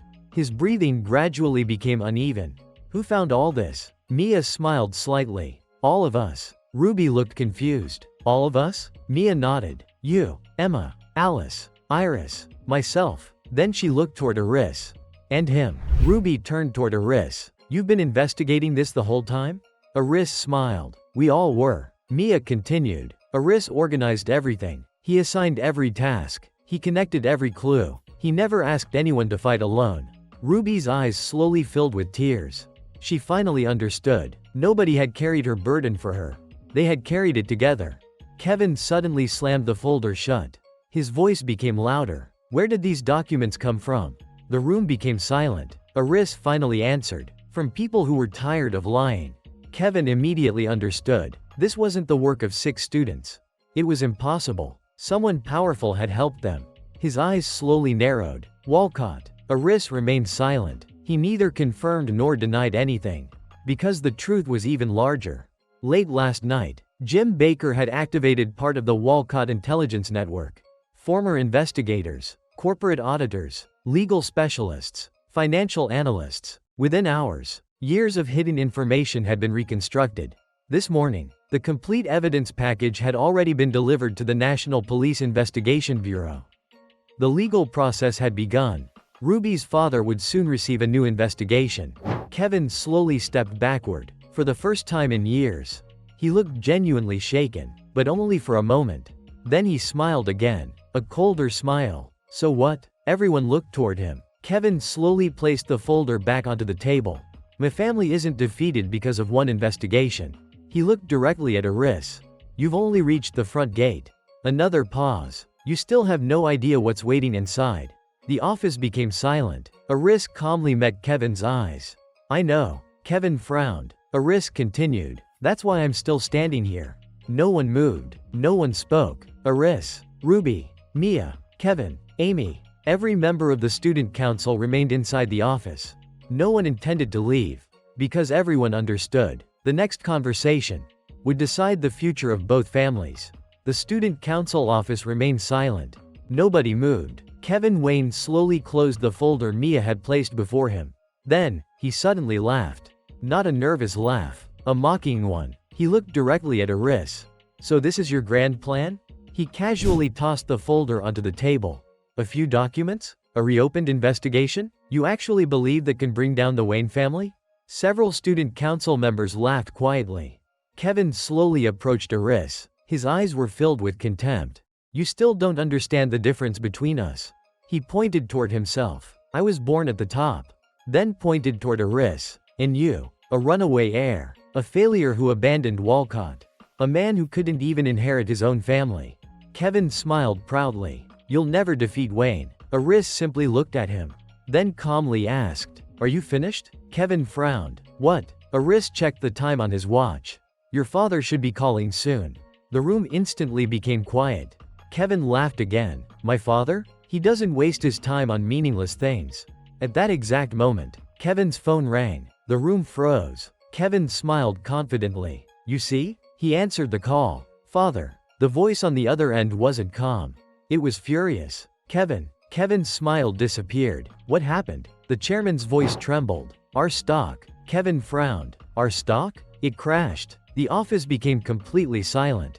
The chairman continued shouting. Every hidden agreement, every offshore account, every shell company, they've all been exposed. Our investors are withdrawing. Our banks have frozen negotiations. Our partners are abandoning us. Kevin's face turned pale. Impossible. The chairman shouted again. What did you do? Kevin slowly looked toward Aris. His breathing became heavier. It was you. Aris remained silent. The chairman continued. Walcott Group has already begun acquiring our shares. The board is collapsing. We've lost control. Kevin tightened his grip on the phone. His voice shook. So, Chris Walcott finally made his move. Across the city, inside Wayne Development Group headquarters, Victor Wayne slowly lowered his phone. The boardroom had become chaotic. Executives shouted. Lawyers ran in and out. Financial reports covered the conference table. The company was collapsing. Then, the conference room door opened. Chris Walcott calmly walked inside. Everyone immediately fell silent. The Iron Chairman stood before them. Victor stared at him. So, he laughed bitterly. You finally decided to destroy us. Chris calmly shook his head. No. Victor frowned. Then who? Chris slowly walked toward the conference table.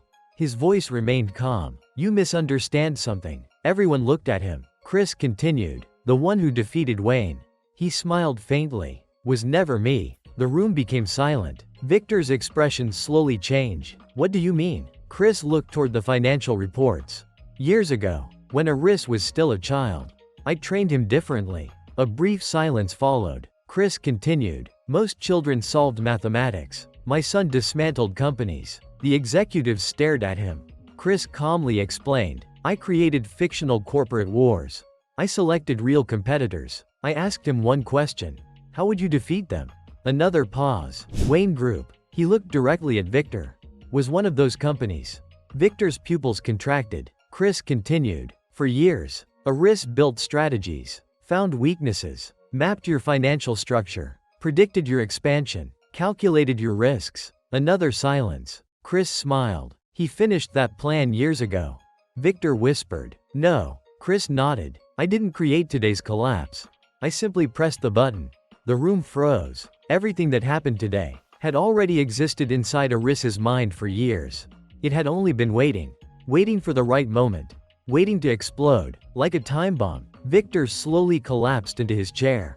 For the first time in decades, he understood why Walcott Group ruled the business world. They weren't reacting. They had already planned years ahead. Meanwhile, Aris quietly stood by the office window. His phone vibrated. One message. From Chris. Come outside. Several minutes later, father and son stood together beneath the school gate. Neither spoke immediately. Finally, Chris broke the silence. I owe you an apology.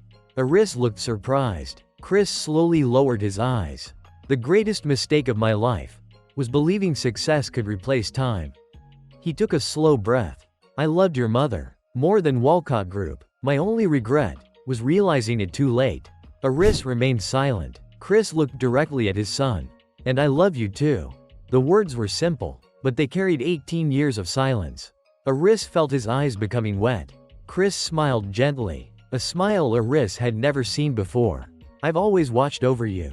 When Emma was in danger. When Iris needed help. When Alice nearly gave up. When Ruby was being targeted. I was there. You just never knew. Iris finally understood. His father had never abandoned him. He had simply loved him the wrong way. Chris slowly extended his hand. Come home. Iris. Another pause. You don't have to become me. You don't have to live my life. I'll give you the freedom I never understood before. Chris smiled. Choose the life that gives you peace. Iris looked toward the boarding house in the distance. He remembered Emma's laughter, Alice's piano, Ruby's determination, Iris's smile, Mia's trust. Then he looked back at his father. A small smile appeared. For the first time, he no longer saw the Iron Chairman. He only saw his father. A few days later, the entire country was talking about one thing. Wayne Development Group had officially been acquired by Walcott Group. Financial channels called it the largest corporate takeover in years. Economists couldn't understand how everything happened so quickly. Only a very small number of people knew the truth. It had never been a sudden attack. It was a plan prepared years ago. Meanwhile, Westbridge Academy had completely changed. Students who once feared Kevin Wayne now looked toward Iris whenever he walked past. Not because he was rich. Not because he was powerful. But because he had done something nobody believed was possible. On the same day, the police officially announced the results of a new investigation. Ruby Roberts' father was completely cleared.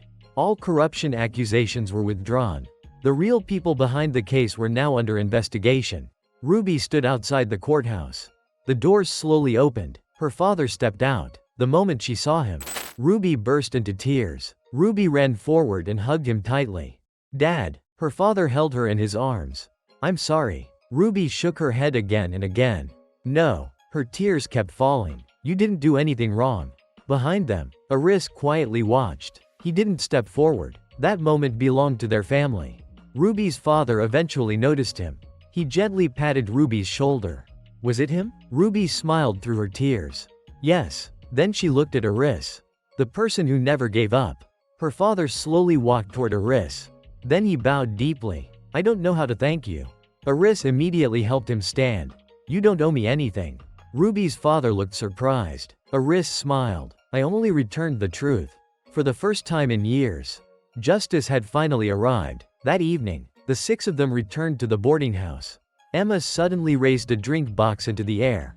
Emma grinned brightly. I hereby declare. Everyone looked at her. Emma laughed. Tonight, we celebrate. Alice smiled gently. I agree. Ruby wiped away the last tears from her eyes. Today is the happiest day of my life. Iris quietly looked at Iris. Her smile was softer than usual. Thank you. Iris looked at her. Iris's eyes became warm. Because of you, my mother is recovering well. Iris gently shook his head. She was strong from the beginning. Iris didn't answer. She only smiled. Because deep down, she knew Iris had changed her life. Emma leaned across the table and pointed at him. Don't try to act humble. Iris blinked. Emma narrowed her eyes. You do that every time someone thanks you. Alice softly laughed. That's true. Ruby nodded immediately. It's annoying. Mia rested her chin on one hand. Mia looked directly at Iris. Are you still planning to pretend you're normal?